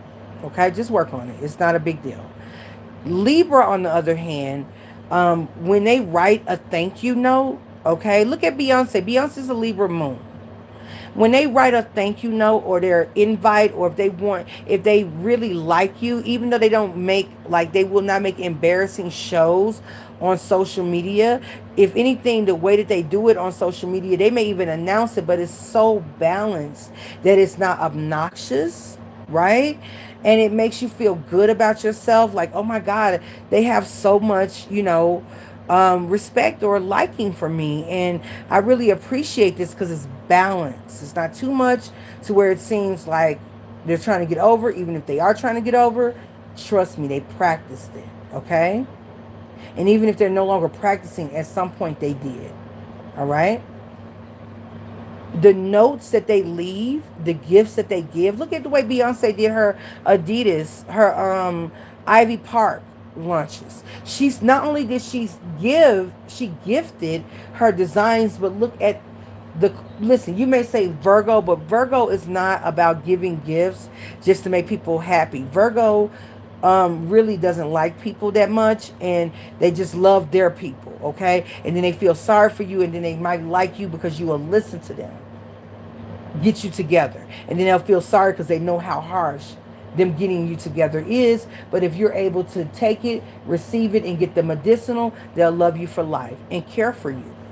But for the most part, doing things for you to like them, that's not, they're not coming out the cuff that way. And Libra isn't either. But Libra, the way that it's done is so immaculate that even if you and that person fall out, you will never forget how that person thought of you. And it's going to be difficult for other people to overgive, because with Capricorn, we'll give it to you, but we're giving it to you because we believe money is the answer for every problem. And we don't have time sometimes, or we don't want to invest emotionally. You know that if Taurus gives to you, we have a level of possession of you because we value you, right? If Cancer does, Cancer expects you to be there emotionally for them, and so they value you because you are emotional. With Leo, it's because you make them look good being next to you. You open up opportunities. Sorry, Leo, gotta say it what it is, okay? I say that because Leos are still royalty. And so I'm not saying this for disrespect, but the more a Leo knows of themselves, the better they can rule. Amen? Okay? All right? Scorpio wants to receive the gifts. Okay? So if Scorpio is giving you a gift, you need to make sure you're not their enemy and that gift isn't poisoned. Okay? Or again, you really mean a lot to them. So before you accept that gift, you better understand how much you mean to them, and do not accept it in jest, or it might fuck you up later on. Okay? You don't use a Scorpio. Just don't do it. I know they use other people. I get it. You can avoid that by letting them know you are just as crazy as them, and they may even respect you for it. Matter of fact, they will respect you a lot more for it if you don't let them run you over. Okay? Their people are people who are not pushovers. If you're a pushover trying to get next to a Scorpio or be in their group, you're not in their group, you're not their people, because they can't trust you. Because if you fail over quickly for a Scorpio, this means you'll sell them out quickly as well. Okay? Back to Libra, the balance between the two. Okay? Libra will give you a gift in such a way and deliver it. She delivered the outfits. Each had its own garment, not bag, but the simple detail of the garments over the shoulder to make sure that when you pick the item up, the hanger, that it was crisp in how it laid and was able to separate from the other pieces, not causing them to press into each other, distorting the style and the way it's going to fall on the body. Bitch, it was delivered in little cases, whether it was a wide case or a tall short case, and it was hand delivered white glove style. Okay? And it was, even though it was just a few people, it was the fact that you put, like, even if you and this girl fall out, the fact that you were it was exclusive, meaning not everybody got the gift. Okay? Not everybody even got the same presentation. Some people got a smaller presentation because it was kind of a thought. Like, I thought about you. I did not want to leave you out of this most exclusive lunch. I'm so proud of my lunch. It did so many things. You created the Libra in Beyonce's moon. I mean, I'm sorry, in her rising, not moon. She's a Scorpio moon. Beyonce's Libra rising, and the exactness and knowing what she's doing, the business and Scorpio moon and the Virgo sun. Okay, very much like your girl Kim Kardashian. I'm gonna go back to her, and just I could talk all day because I love examining people. Okay, I do. I'm an eighth house person. I have Scorpio in the sixth house. I have Pluto conjunct Saturn and Jupiter in Scorpio. So this shit, like doing analysis on people and psychological analysis, is my shit, and I also incorporate it in my practice. So I'm just saying, she did this, and it was fantastic because essentially she drew attention by making such a beautiful gift that was custom to this very exclusive list of people, which also drummed up a lot of attention.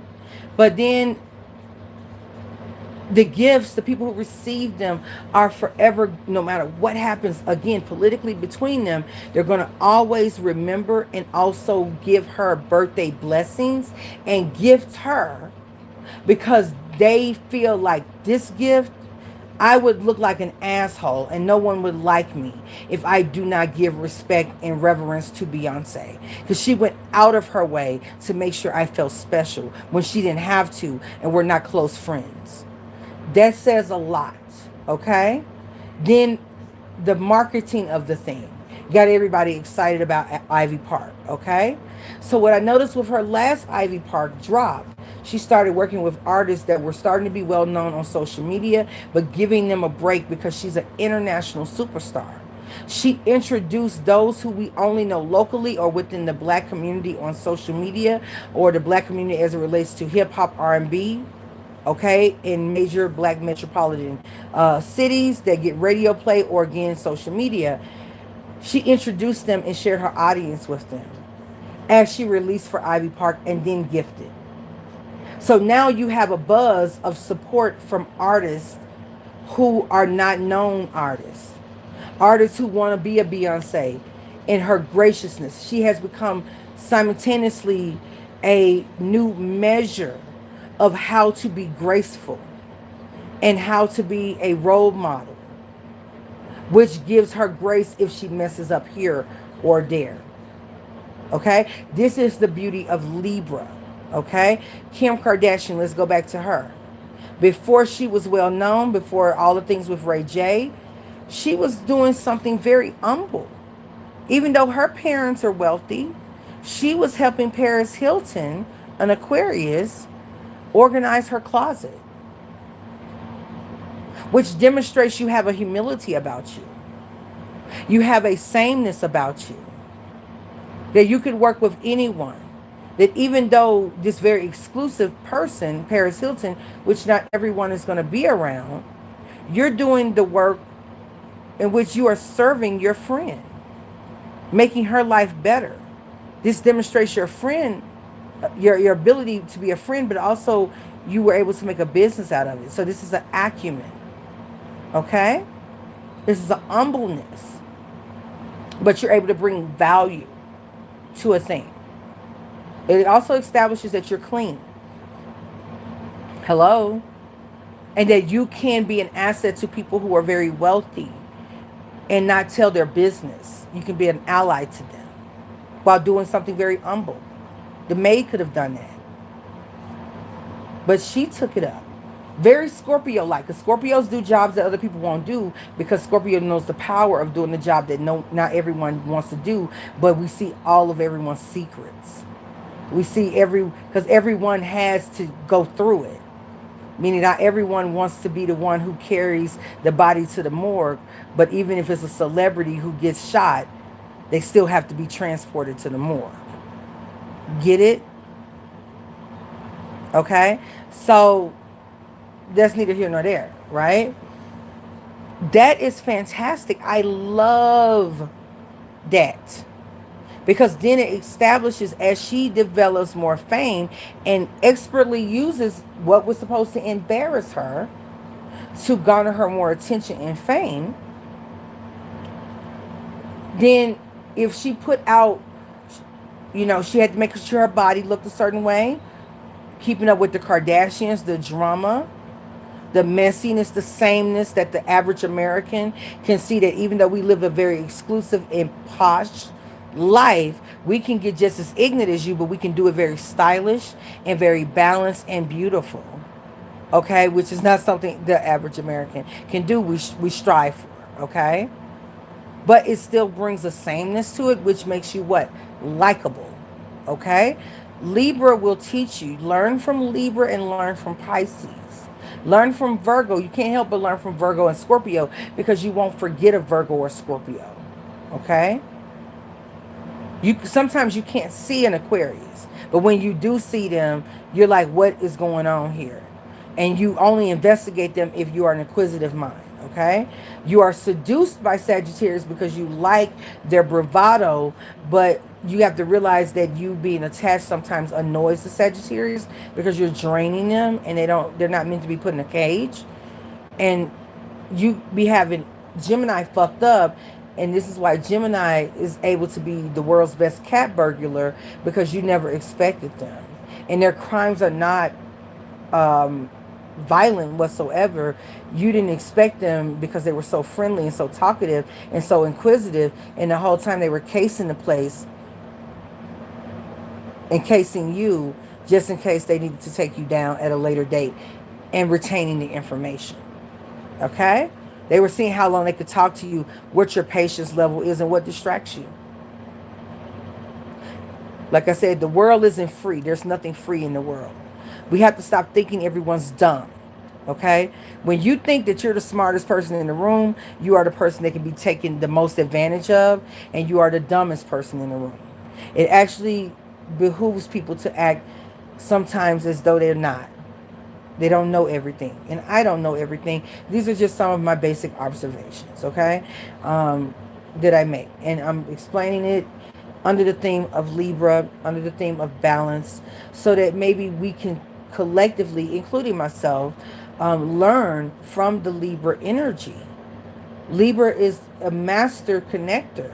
I know that the 11th house represents other peoples and groups of people, but 7th house represents your partner or open enemies. But understand that how powerful the 7th house or Libra is. Open enemies.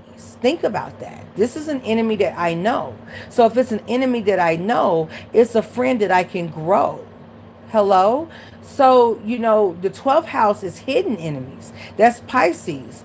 Very much like Pisces can resent a person and still be cordial to them, and only the Pisces knows, or maybe the Pisces' partner and confidant, a Scorpio most likely, or Capricorn, okay, or Taurus. Trust me on this one, okay? If at all them, okay, would know that they can't stand your guts, right? The 12th house is hidden enemies. The 7th house, and this is where Venus is exalted, 12th house and in Pisces. The 7th house is open enemies. If you know you have an issue with a person, the person knows they have an issue with you, this is something that can be resolved. We can figure it out. You don't like me because you think I'm a bougie bitch. Well, bitch, I grew up in the projects. I slept on pissy mattresses. I fight. I still buy great value. And this is how I get my hair this slick. Yes, bitch, I bought this from the dollar store. Yes, I didn't. This wasn't the expensive, Moroccan oil shampoo that got me this. It was just normal this.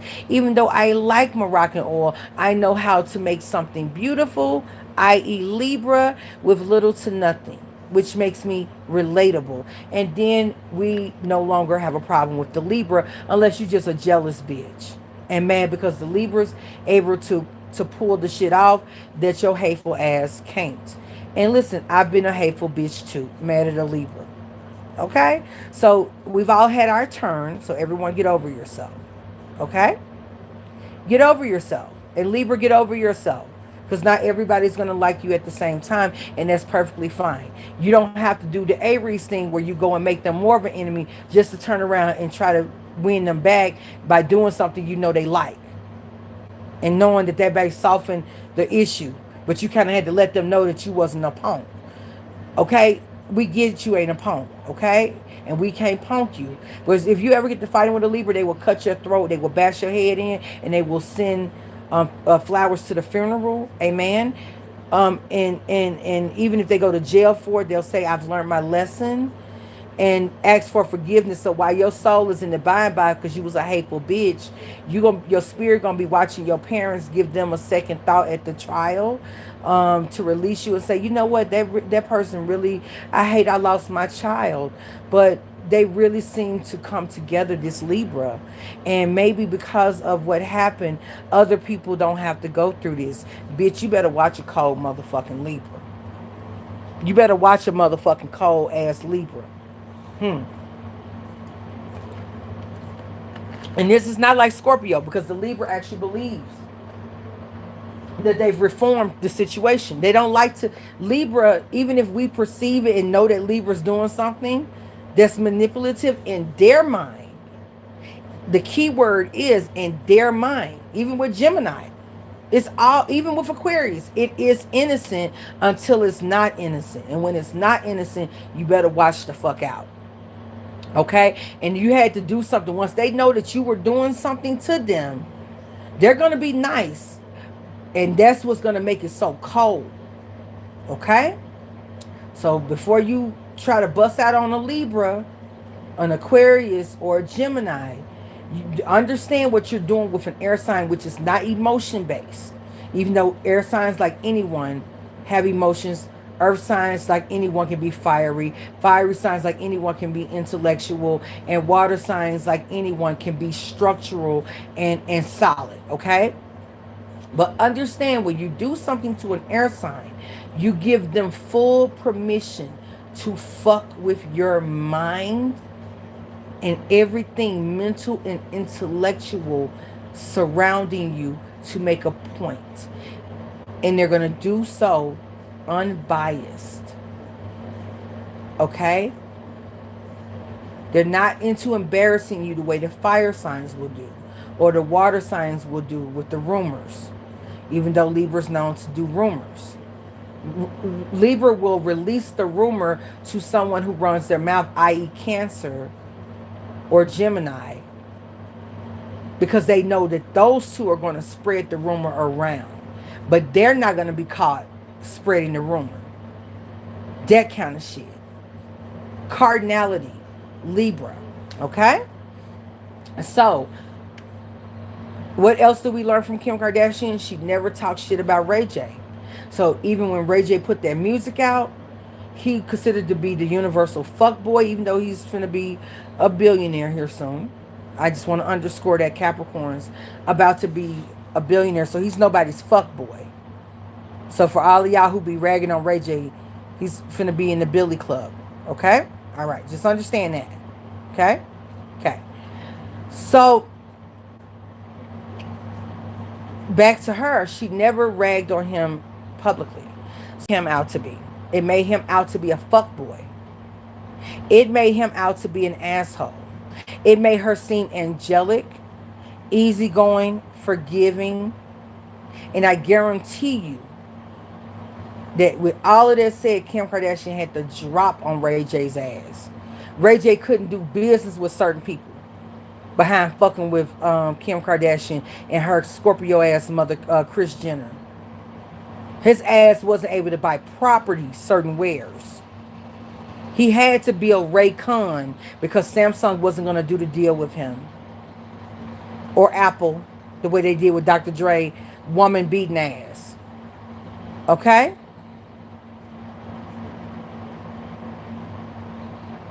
Amen? So this is what you get, Libra. Libra, phenomenal. Happy birthday to my Libras. This is just a tenth of what Libra can do. This is what makes Libra one of the most readily signs that we can see aesthetically is beautiful. Because they understand the power of optics. They understand what makes them beautiful and they play it up. They understand what are their not so beautiful traits and they play them down. Or they make beautiful that which is awkward. Pisces do that too. Pisces do that too, and so do Geminis. They make you want to be weird. Aquarius does this effortlessly as well. All three of the air signs do as well. But don't think for one moment just because you're dealing with a erudite or erudite, which is the intellect, the legal proceeding, the law, the balance, the justice is blind element, the sexy, the Venetian, okay, that you are dealing with someone who can be played with. Libra is the process of being able to disarm your enemy, Aries, which is the soldier, by way of military might. Libra is the battleship sinker. Libra is the one who comes in to take over the way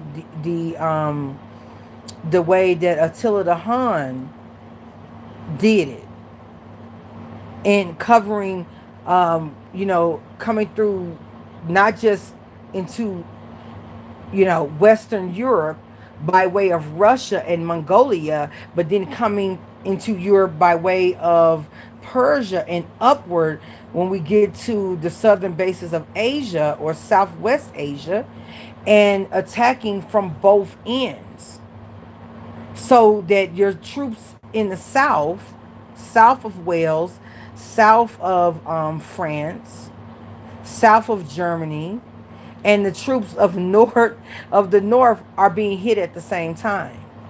Balance. Make it quick, make it clean. That's Libra. Aries is screaming the whole time. We know Aries is coming, but we can't stop Aries, so that's what makes it a threat. But we know Aries is coming. And if we know Aries is coming, we know that they have bravado, Leo, then Libra can say, let's go ahead, since we know they're coming, we know their direction, then we can go not the opposite direction. We can meet them very quietly, very skillfully, very direct, very paced, organized, and boom, boom, boom, boom, boom. We've taken out the generals 1, 2, 3, so they've lost their direction. We have taken away their infirmary. We've hit everywhere where all of we've hit the medical supplies, the weaponry. We have destroyed the food pantries. That means they're out in the wilderness. They're going to give up to us. You only have so many bullets, so many arrows, so many swords that have become dull due to the stain of blood. And we've taken all of your artillery. That's Libra. Okay? And not only that, what you didn't know is that we made peace with Turkey before we came through. And we made peace with some of the Persians, which allowed us to peacefully travel through Greece and upward through Italy. You see what I'm saying? This type of shit. That's Libra for you. Okay? So by far, with this presentation, I want you to understand that we talked about medicine. We talked about what's classic, that which is able to value and distribute and show us and present to us and market to us the classics. Again, Cancer, the mother, the nurturer, the moon aspect, the satellite for our earth in our 3D realm, and Capricorn, the structure, the building blocks, those two starting points, which represent what the collective requires and needs is substance for the collective, both the poles of Cancer and Capricorn. The start of everything, the trends, are with Aries and the new directions and how we should go and what we are now doing to help influence the classics, how the classics are balanced, divvied out, and given order to make sense of it and organized even how they're earned, how we do things legally, what laws are in place. That's Libra. And we are in Libra season. Venus will be going retrograde right before or right at the time Capricorn season. I mean, not Libra. Venus will be going retrograde right at the time that Capricorn season will be starting, which I believe the start of Capricorn season is the 23rd of December, and Venus goes retrograde on the 22nd of December. Okay? So all of Capricorn, we're going to be going back, looking over the things that we believe that brought balance, the things that we have been diplomatic about, the things that we try to balance with, the partnerships that we were in. It's going to be some upheavals as it relates to people's value and if they've been getting the value that they deserve. Okay.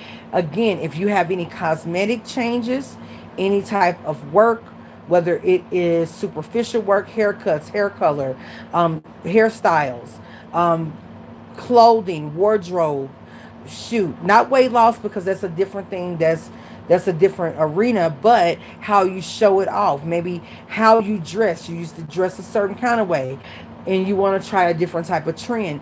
You might want to get in line with that before December. Okay. Any cosmetic, again, surgery before December, or you might want to hold all of that off until after January, okay? Preferably the first week of February, all right? Or the second week of February, all right?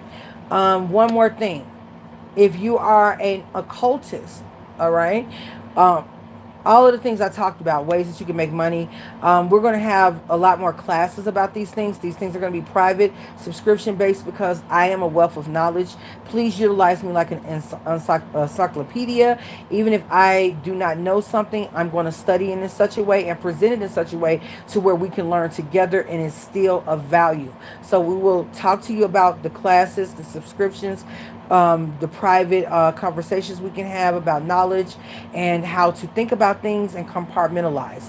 If anything, I will help you prioritize what matters in that given subject matter and give you a lot of information to build value around a thing. Okay, so we'll talk more about that later on, hopefully in the next 2 weeks or so. Okay, I know Mercury's retrograding, but I am a master occultist. If you are an occultist and you are a Venetian or a moon person, if you are a Plutonian Venetian, okay, if you're a Neptunian Venetian, or you are a moon Venetian, or you are a Mars Venetian, whatever.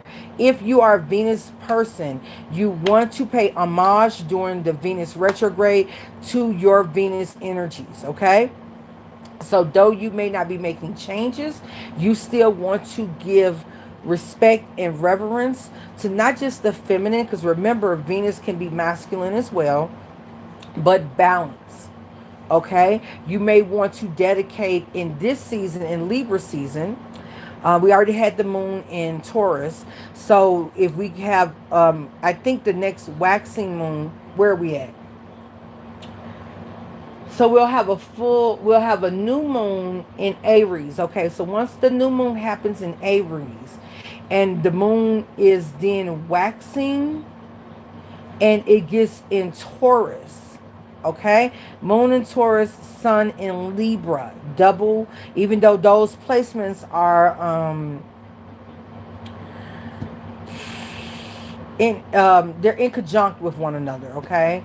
They're quincunx in a way, and you will have the moon obviously going over the retrograded Uranus, even more powerful because Uranus is going over the changes it's made to make some additional changes, or for us to understand why a change needs to take place, even more so, okay? Or again, to knock down the tower that barely knocked itself down. Bitch, we coming back through to make sure we give you a little 3.5 seismic earthquake to shake the rest of those bits down, because it's coming down. We meant for the bitch to come down, okay? Okay. So between these periods, you may want to put together elixirs, baths, write down recipes, ask Uranus for help with this, for candles, wax, perfumes, oils, whatever. However you do your thing. You can even come up with recipes if you're a cook, if you're a Taurus person. Like I said, if you're more savory, sensory, sensual, that sort of thing, right? Come up with recipes, okay? Recipes that are balanced for a certain reason. You have this Venus energy, things that you can cook for the holidays. Make your list now, okay? Because Venus in the retrograde, that which makes things balanced, we could be coming into a season that's Capricorn, Saturn ruled, Pluto at the end, which is transforming everything, unbalanced, and then Mars is going to be in that bitch tearing everything up, okay? So if you already have the prescription for chaos at various levels, even nuclear chaos, then you are prepared, okay? Which is why, again, Spirit led me at the beginning of this talk. If you've made it through, good for you. Great for you. Thank you so much for making it through. Thank you for giving me a listen. And then I'm going to thank you for your spirit guides, for you to even listen to the whole thing and get inspired. Because again, I'm a radio. Okay. You're going to get what you need from me, even if it's separate from what my intentions are. It's still useful. Already put your things in order now. Okay. Any legal issues, go ahead and put your legal remedies together now. Okay. Yeah. Get your things in order now. This is a very important Libra season. Okay. We have Mars at Libra. So we're going to see a lot of things as it relates to women's rights come up. Right now, maybe it's not the time for us to allow the sensitivity of women's rights to override our ability to observe and take notes, okay? What Mars does for Venus is Mars kind of is a tattletale and allows for us to see what Venus is going to have to balance. So in other words, don't interfere, okay?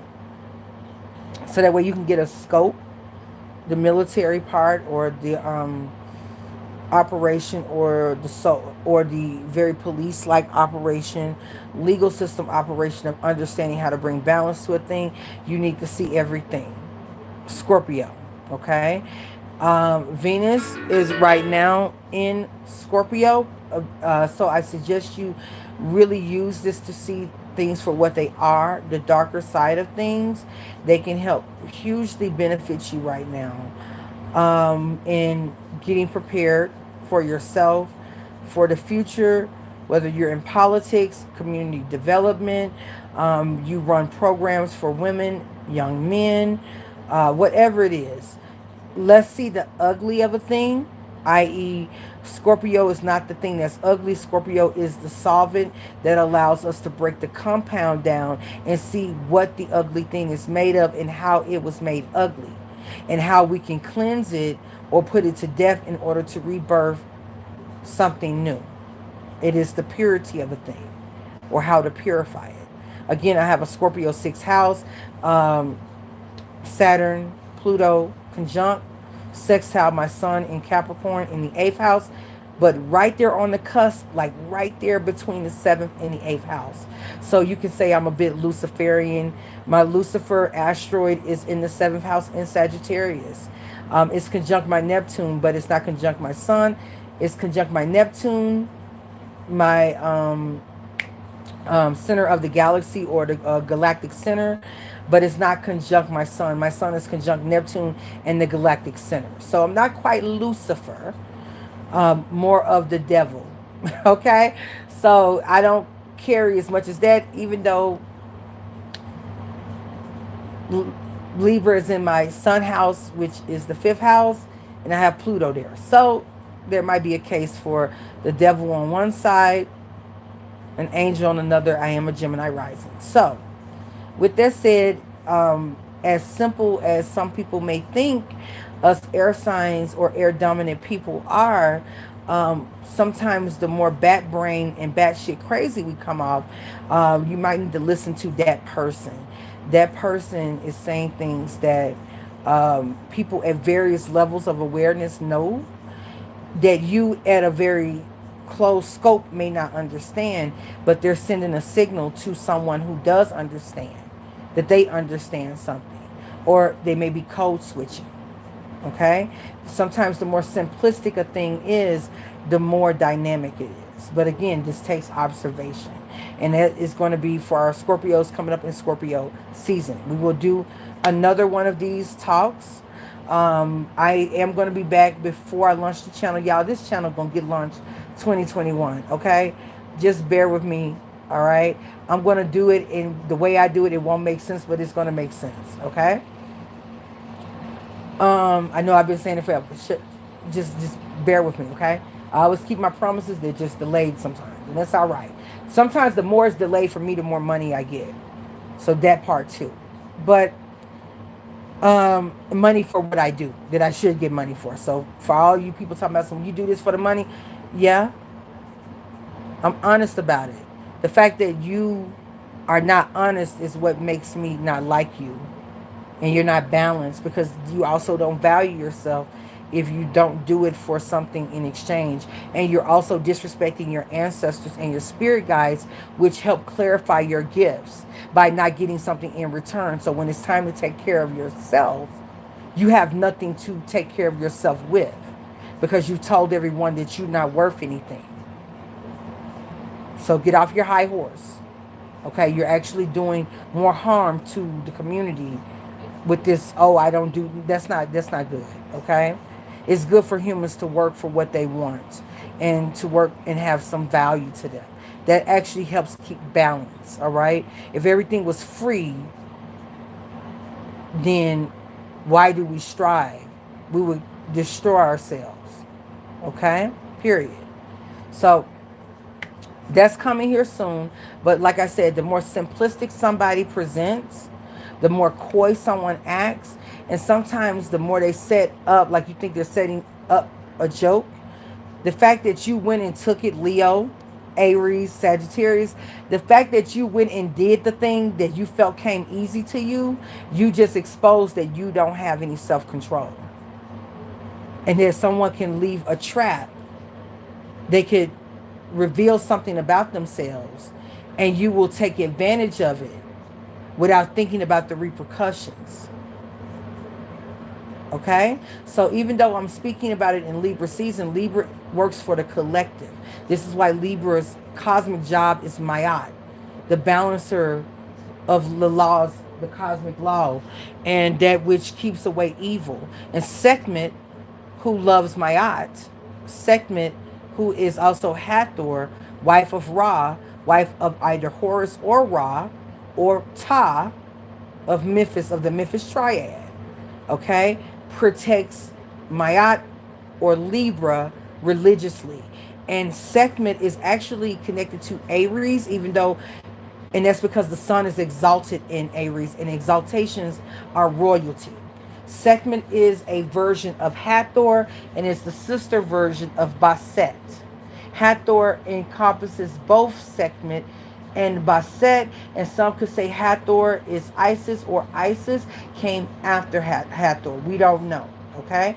But Hathor is connected also to the sky, which connects her to Nut or Nuit or Mut, or Sapdet, which is the wife to Sa, the one who created the universe, from the example of Sabdet, who is the mother, or like Sophia, the mother of Venus. You see how we go 360 degrees around a situation, and why sometimes taking the patience to listen or develop patience for analysis will allow you to always be up and up and have a thing of value. Okay? It will also train you on patience and listening for cues. All right?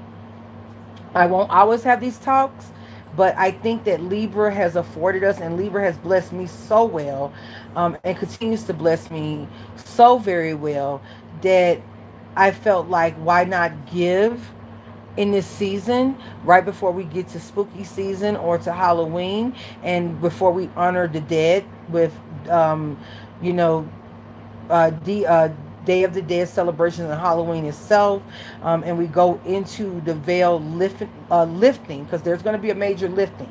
The veil's been lifting since 2020, okay, since 2019, but this cycle we're about to go through is a dimensional switch. We are going through changes, and so make sure that you are balanced, that you are in alignment with cosmic law, because karma, which is doled out through Capricorn, not through the 12th house, not through Pisces. Pisces is letting go. The Pisces is the gateway from the past to is the gateway, is the elder. It is before we leave off the earth. It is the doors that we walk through to end this life in order to start our new life, either in the same dimension through reincarnation or in a new dimension. The doling out of karma is the job of Capricorn, the devil, or Lucifer, the same angel, archangel, though he failed or she failed, or she didn't want to comply with an oligarch, you know, whichever one you want to go with, okay? He or she, right? Depending on what faith you're in. Though they fail, they hate liars.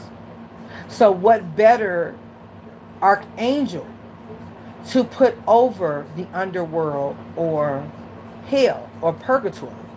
The one who hates liars doesn't despise necessarily someone who indulges.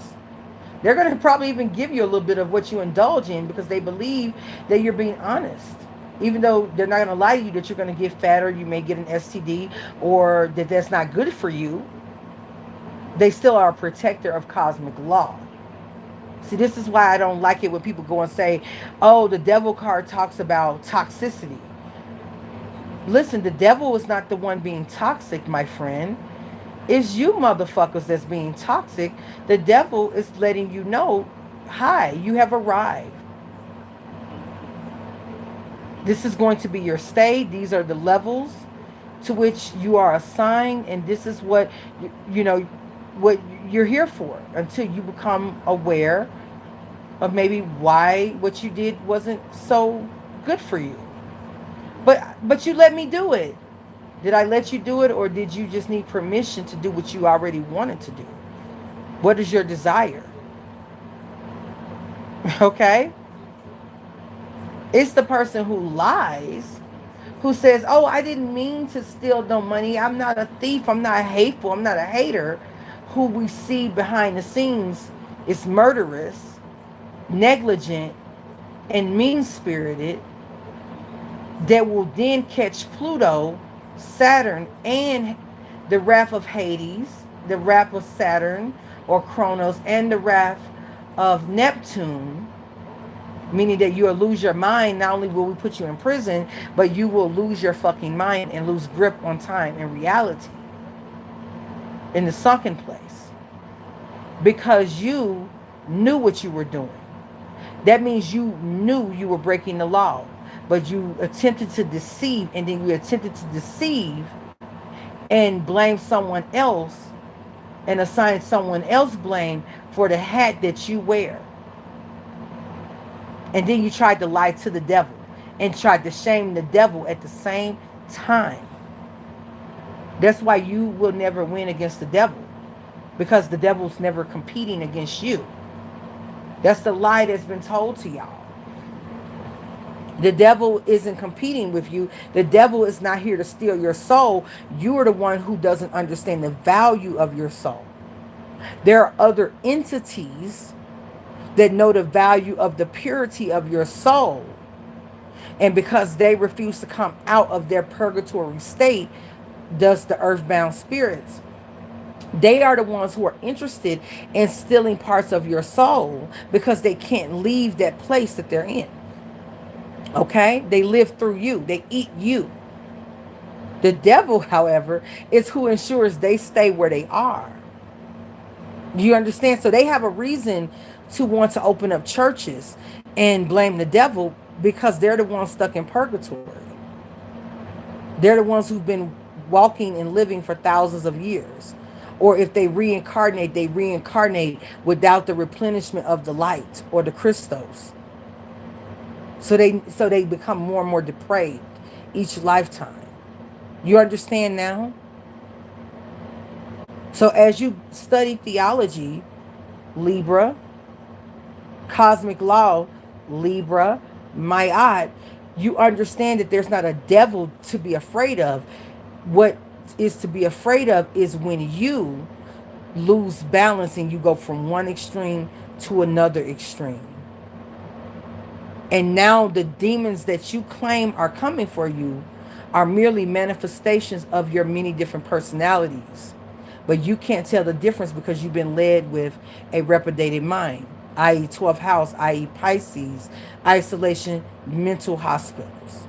You understand? Separation from reality. Not able to manifest in reality. This is the dark side of Neptune and the dark side of Pisces. All right? Reprobated mind, basically, because you have no balance.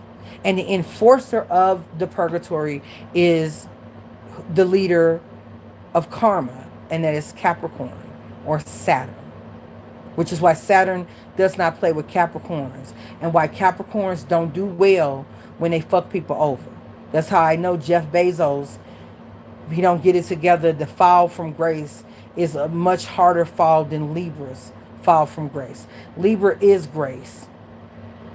Libra just needs to be reminded of frequency. And once they're reminded of frequency, they go right back up the scale.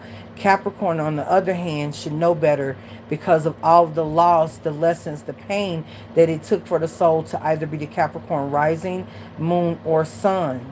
And so when they do not come through and do what's right, it's a disrespect to themselves and all of the lessons that they've went through to progress to the next level, which is Aquarius. That one who is detached from the needs of the world in order to provide for the world higher knowledge from the gods, okay? And make use of Mercury, the one who travels between the heavens, the earth, and the hell without losing its immortality. Get it? Do y'all get how astrology works out now and how it connects to so many different religious beliefs? The Bible is one, Christian philosophy, how it connects to the Torah, how it connects to the Quran, how it connects to Taoism, how it connects to so many belief systems, Hinduism, how it connects to so many different beliefs, even down to the development of ATR or African traditional religions, which are really the descendants of ancient Egyptian mythologies. You can see it in the study of ancient Yoruban tradition, which starts off with Ife. If you guys looked at my community board, Libra, while we were in Virgo season and I was giving you receipts, it says Yoruba religion, Ife.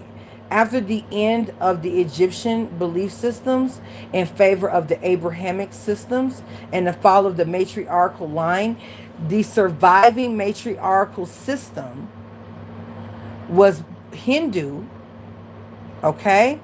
And then we look at what's happening in Africa. That's the Ife region, the beginning of the Yoruban religion.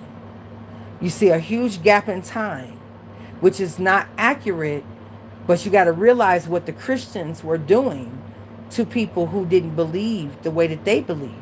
We got to remember the great crusades and everything that was done in the name of what they believed to be Christ, which was really the church, not, that's why they prayed to Mother Mary or the church, the bride, right? But it was a perverted idea of what Christos is. So anything that would have survived pre-Christianity or pre-Abrahamic religion would have been something that would have been under wraps and traveled with groups of people, which we can see when you study ATR religion, whether that be the Yoruban Ifa, or you study the original roots of Voodoo, which is Congolese magic from Ghana, magic from a Zulu warrior magic, okay? A connection of people who migrated. This is the start. Candenoble. Santeria would not be, Santeria is not the start of Palo Mayombe. Santeria is inspired by Congolese magic. 21 divisions is inspired by this, but it's not the start. Okay? What you see, however, are people who brought that magic and connected with Taino Indians who also shared the same hue, maybe different hair texture, and with the connection of Congolese people, Eastern African people. You got the Kenyans. Kenyans, some bad motherfuckers. Okay? You got the Ethiopians, some bad motherfuckers. You got the Somalians, some bad, listen, cold-witted. All right? All these are children of the Egyptian empires, of Kush. You have Nigeria, you have Niger, you have Togo, you have Ghana, you have all of these places. Okay? And you take those magics and those systems, and with some of the descendants, along with the Taino Indians, or already heavily melanated people, per development of cultures, you mix those two things together and you have belief systems that are developed in the Caribbeans, or what we call now Afro-Latina, Puerto Rican. Okay? And then you have the addition of settlers and colonizers from Spain, from France, from England, influencing and telling people you are now Christian, or we're going to do something to you. Then what you do is you synchronize the saints with the newly blended or freshly blended belief systems of the people of the Americas, along with their brethren or sisterin, or the bride and bridegroom of Africa, along with these Christian doctrines. That's what you get with modern ATR religions as it relates to what's going on in the Americas. So make no mistake, every single system is a derivative of the great Egyptian empire, not the great Grecian or the Judaism that we find with Hebrews. Hebrews are an offshoot of Egypt, but through the rising of the patrilineal race, which is the Abrahamic religion. But when people try to come to you and they say that this is masonry, right? Who do you think the Masons were inspired by? Damn sure wasn't the Abrahamic religion.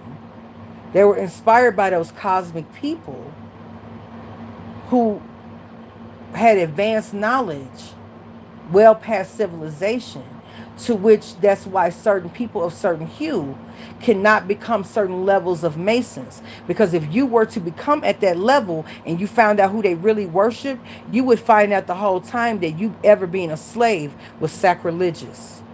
Amen? Libra season. The truth. The balance. Mayat. If you could actually become what they call a Scottish Rite, a high-level Mason, you would find the whole time that you've been lied to. So I would like to believe that these elite groups wouldn't want you to know who they really worship. For one, because of the mishandling of people, you are not ready to even know. I can't even say with the way my people in America act with one another, if it would be safe for the world, including us, for you to access that kind of level and access of magic. And that's the cold part about it. That the oppressor now has to be responsible for said oppression, but also if that information were to make it to certain peoples, are they so corrupt by what we've done in the name of trying to take ownership in this world that we all in the galaxy will blow the fuck up? Meaning that there are entities that are in our galaxy that if the information gets into the wrong hands, they will send the troops to knock off a third, if not 2/3 of the earth. Because you're not going to take you, and you're not going to allow yourself, which has not shown approved spiritually, you're not going to tap into that type of knowledge. You're going to see them people on that council before then. Because then we're talking craziness. And I'm going to say this here. There's some of the people that are poor have already been infiltrated by those who do not love Mayat, but they are not from this earth. So you wonder why there's so much issues with people of color? Let's call it alien invasion, and it has nothing to do with racism. It's a little way that it's a little way that an entity can know that you are the key to something, but you are so corrupted or corruptible that it will have access to change the way the universe flows by using you as a dummy to gain access to something it normally wouldn't have access to. So again, if you're a melanated person who's not educated or greedy or evil, and you have access or you gain access to this knowledge by stealing, you think you're doing something for yourself. No, honey. You are merely a vessel for another entity to ensure that they take control over the galaxy. And I'm not sure yet if that's a good thing. Okay? Because somebody was responsible for the bad press of womanhood that caused Abraham to overlook rape and pillaging of women. Okay? So we just got to look at these things. These are just things I think about. But when you start thinking higher-minded ideas and you get out of your gonads and you get out of the solar plexus and you allow yourself to actually travel past your heart chakra, through your throat chakra, past your third eye, and you connect with your God energy, which is your crown chakra, and you keep your head covered so that you don't allow yourself to be a host or become a vessel for other entities in favor of quick money that only serves them, because you become a key, or what do they call it, like a drug mule? You become a cosmic drug mule. Keep your head covered, okay, which is why I told fire signs be careful about your head. These are just some ideas, right? These are just some ideas that you know I've seen, I'm observing, and that I'm inspired by to share, and that I'm channeling too. Okay? Really consider what it is that you stand for and why you're doing a thing and why you feel the need. Who is making money off of you feeling like a victim? Yeah, your mother was a narcissist, and yeah, your mother did things to make you feel less than, but your mother also didn't make you get out there and cut the yard. She didn't have you take the trash out. She didn't have you go and work and earn money. She bought you a PS5 and babyfied you and pacified you, and now you think people owe you something. So you went from living with your mother to living in another woman's house and needing another woman's credit. So yes, you should be angry with your mother, but for far different reasons than what you think. Not because she slept around. It ain't none of your fucking business.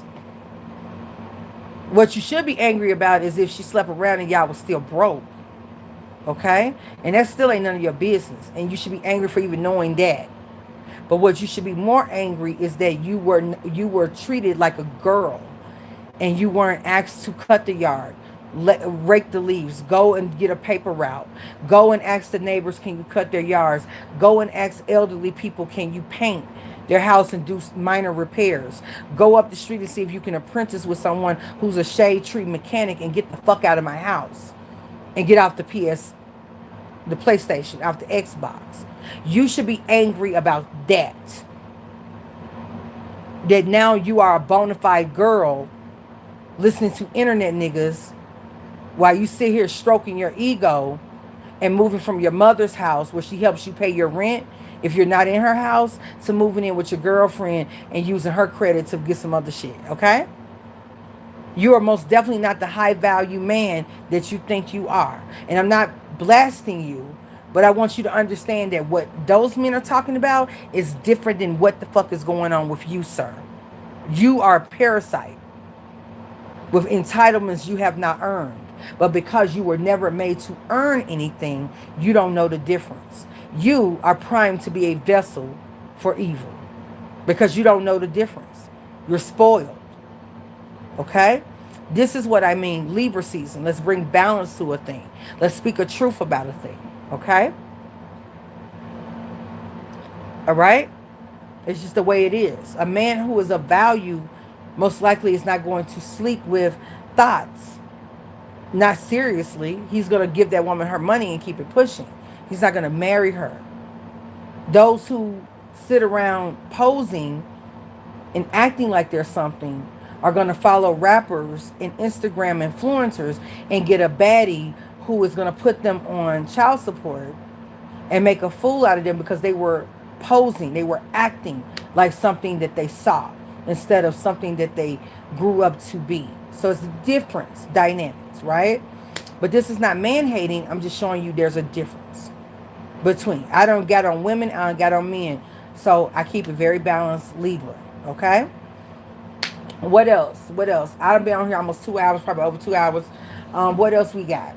That's about it. Those are just some things to think about, okay? Some things to knock around in your head a little bit, you know? Get some sense about yourself. Find out the origins of or expand upon, okay? But understand that everything that we understand that is modern is a replica of very much copper people. And Egypt was not constructed to just one continent or country, because we see replicas on several continents that are in alignments with the same stars. So that lets you know that there was a system of travel and the civilization was much greater than just the region that we are cuffing to, because the people can be argued about their genetic origins. Okay? But if we actually gave credence to the Yoruban people and their intellect and knowledge as it relates to the application of math, science, and technology, then you would understand that advanced societies existed well past what European or Western archaeology and history has exposed us to. And that it goes much further than Jewish mysticism or some fake-ass Western idea of Mason society, which includes a lot of people, not just Europeans, okay? It includes Arabic people, Muslim people, people of many different faiths that want to maintain a global control. But understand, if you knew who they were praising, you would understand quickly how you played yourself and continue to play yourself. But even worse, we might not be ready to know these things yet because we are very much still corrupted. Okay? It's sad when a group of people can't ascend to power because of their own corruption and not because the world's holding them back anymore. I want y'all to think about that. So if you're black and you're listening to this, understand that the world can no longer hold you back. Everyone's pretty much knowing what time it is.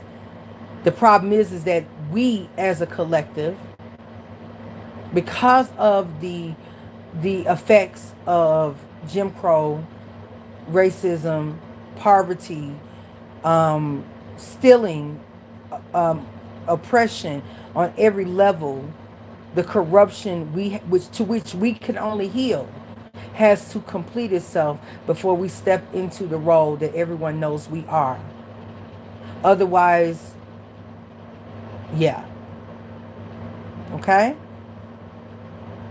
And how you love that? You are in your own prison that only your consciousness can unlock you from.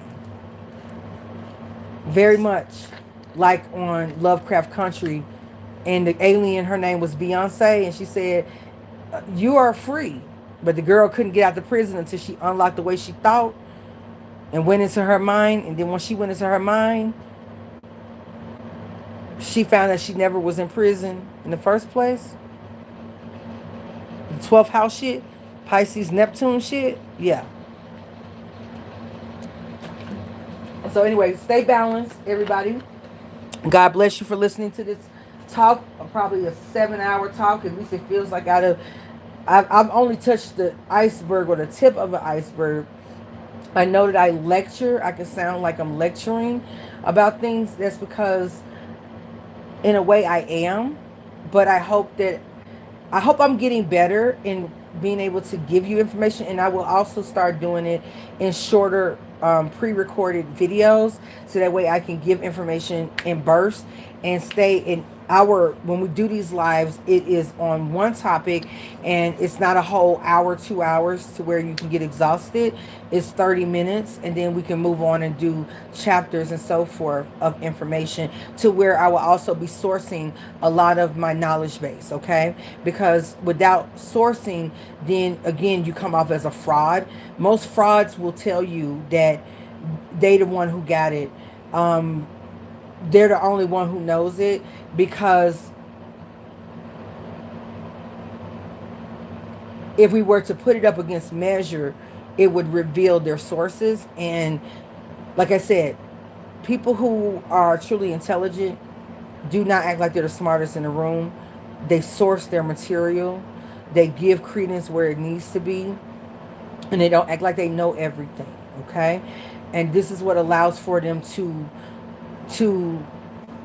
ascend up mountains of knowledge, because of their ability to have be agile with thoughts and out their thought patterns and apply it to their current life.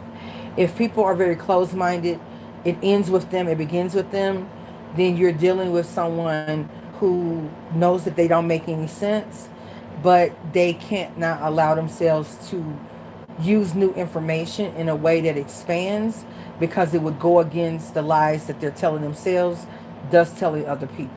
And they will never cite their sources. They operate very parasitically. So again, the more closed-minded you are, because you're closed-minded, you're probably operating in a very parasite-like way. And so it's easy to take you out, because all we need is a pesticide. You know, that's all we need. Or a way to give you something to copy that then gives a signature. That no matter how you change it, the signature, you can't. Right? So anyway, I love y'all. Okay, let's keep it balanced. Happy Libra season to everyone. Again, I will make these things shorter, these talks shorter. I want you guys to think. Happy Saturn Day to everyone. Okay, this is the Lord of Karma, the Lord of Time. Saturn may not be when show up when we want Saturn to show up, or let up when we want Saturn to let up, but Saturn is always on time. Amen.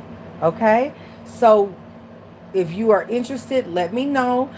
Make sure that you share the videos. Make sure as you're listening back, listen to each part. You can even leave timestamps if you want to leave timestamps for relevant information that you found good.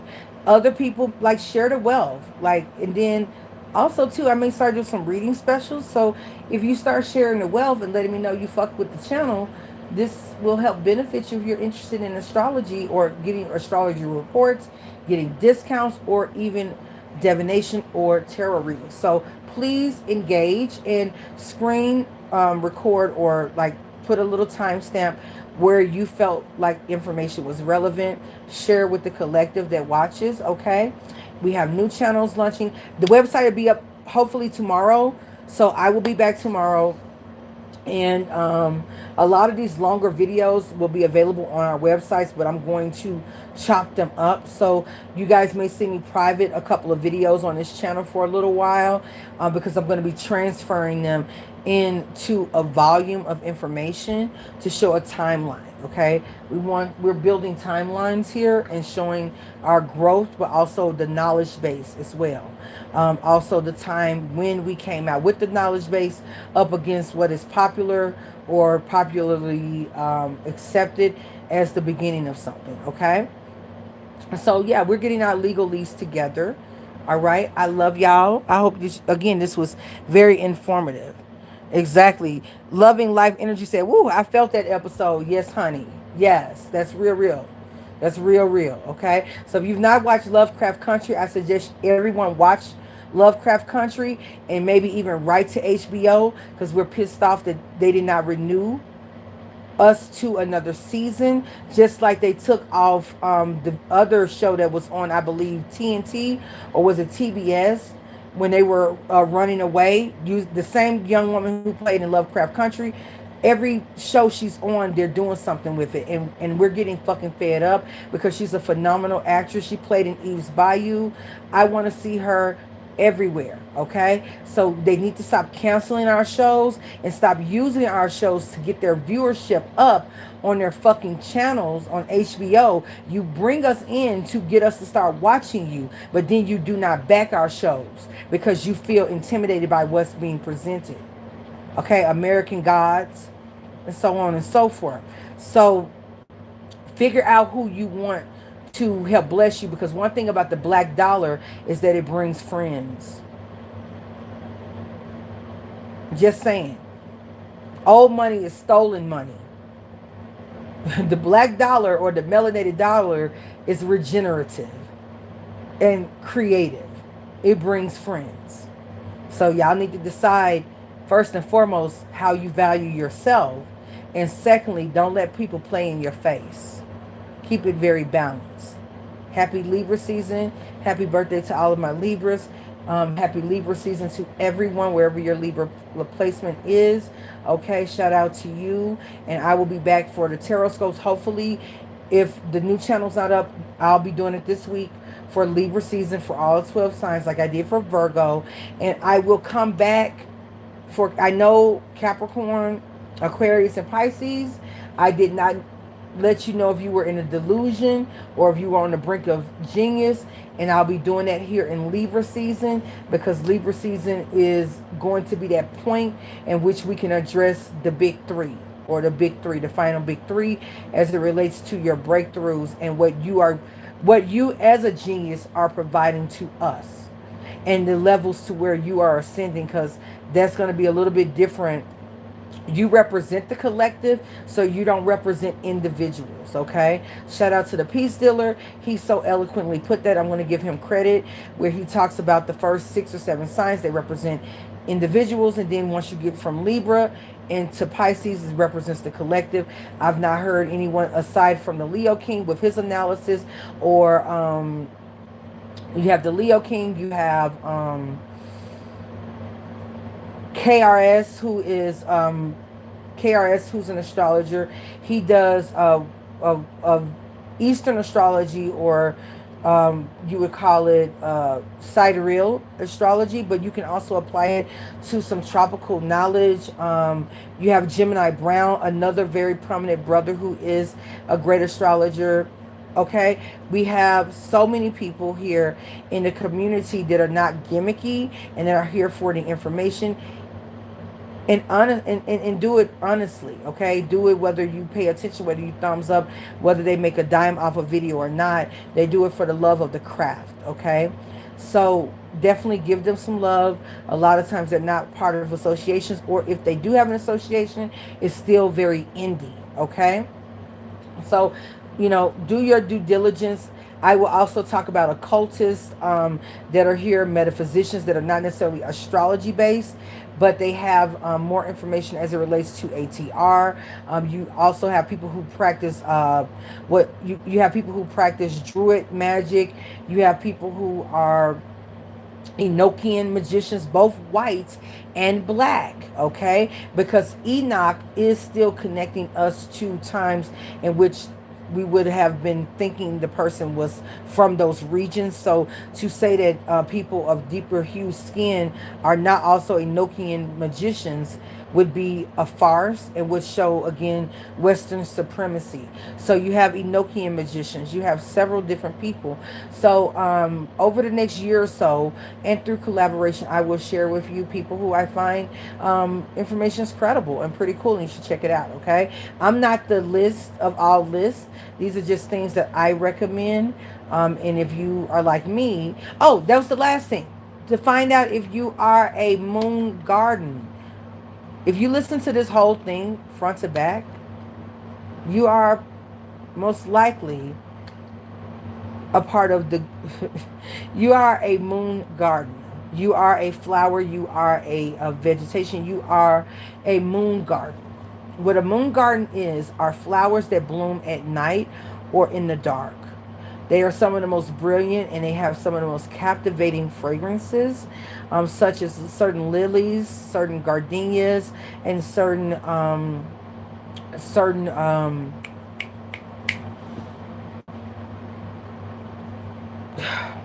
I can't think, jasmine, certain jasmines, moonflower. These flowers, a lot of times they are white or yellow in appearance, even though the vegetation around them are very dark and chlorophyll and very strong.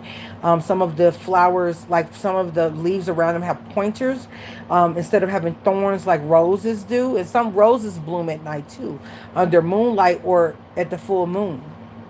So, if you listen to this thing from front to back and you have been engaged, it has helped spark debate in your mind and helped connect dots for you.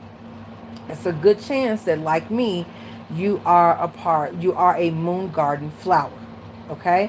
You flower at night or in the dark. Okay? You don't necessarily flower in the sun, but when the sun comes upon you, you are one of the most majestic things to watch and see. Okay? And everyone knows how fantastic you are. Okay? Now, I'm not taking away from the flowers that bloom in the sunlight. So get off your shit. Okay? I'm just saying that I find it majestic that magnolias, gardenias, and jasmine and moonflowers have some of the most intoxicating scents and are some of the strongest and hardiest, but they don't bloom in the daytime. They bloom in the afternoon or at night, and some even bloom in the fall time, okay, around Libra season, okay? So moon gardeners, welcome, okay? You are a moon flower. You're part of moon garden, whether you're male or female. Vegetation that is prominent at night, okay? A lot of you are night hawks. Some of you even find that you study better, that you like to go places at night. You like to stay up all times of night, and you work better at night.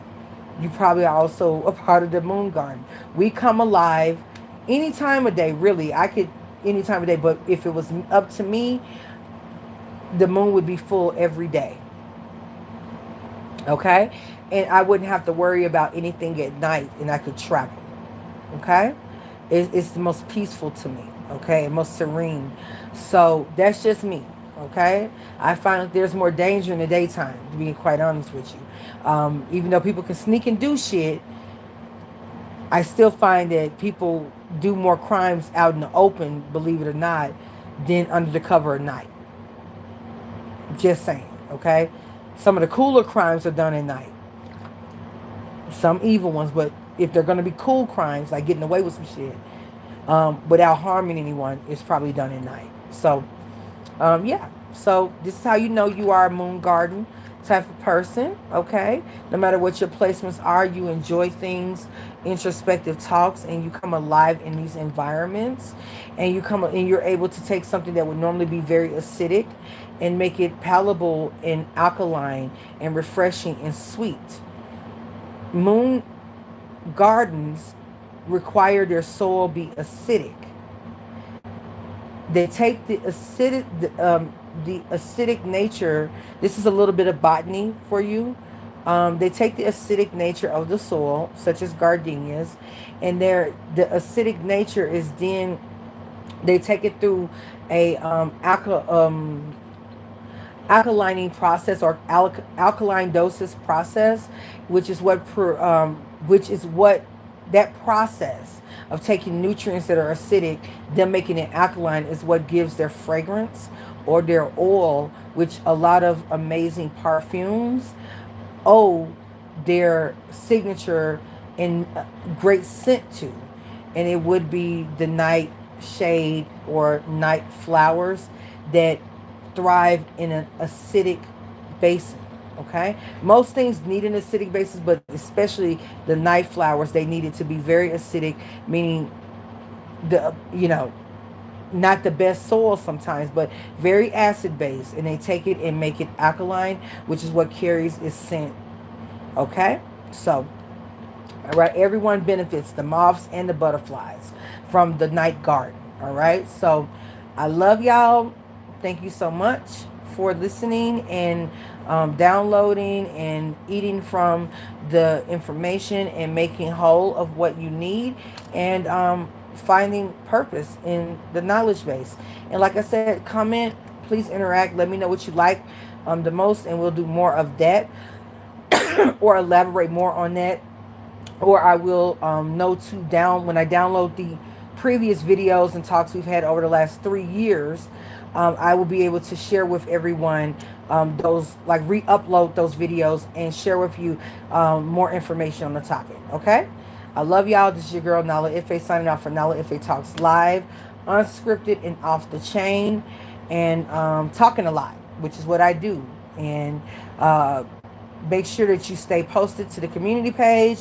The website is coming, and a lot of these things that we're doing right now are going to require membership, okay? Because again, we're here to open your mind and provide you answers, and or get you asking the right questions to which you provide yourself the answers that you've always wanted, as it relates to yourself, the world around you, metaphysics, spirituality, history, and so on and so forth, or just tarot and spooky season and the occult. Okay, we are a bedrock of knowledge. Okay, and we don't know everything, but we do provide a great foundation. All right, I love you guys so very much, and we'll talk soon. Peace.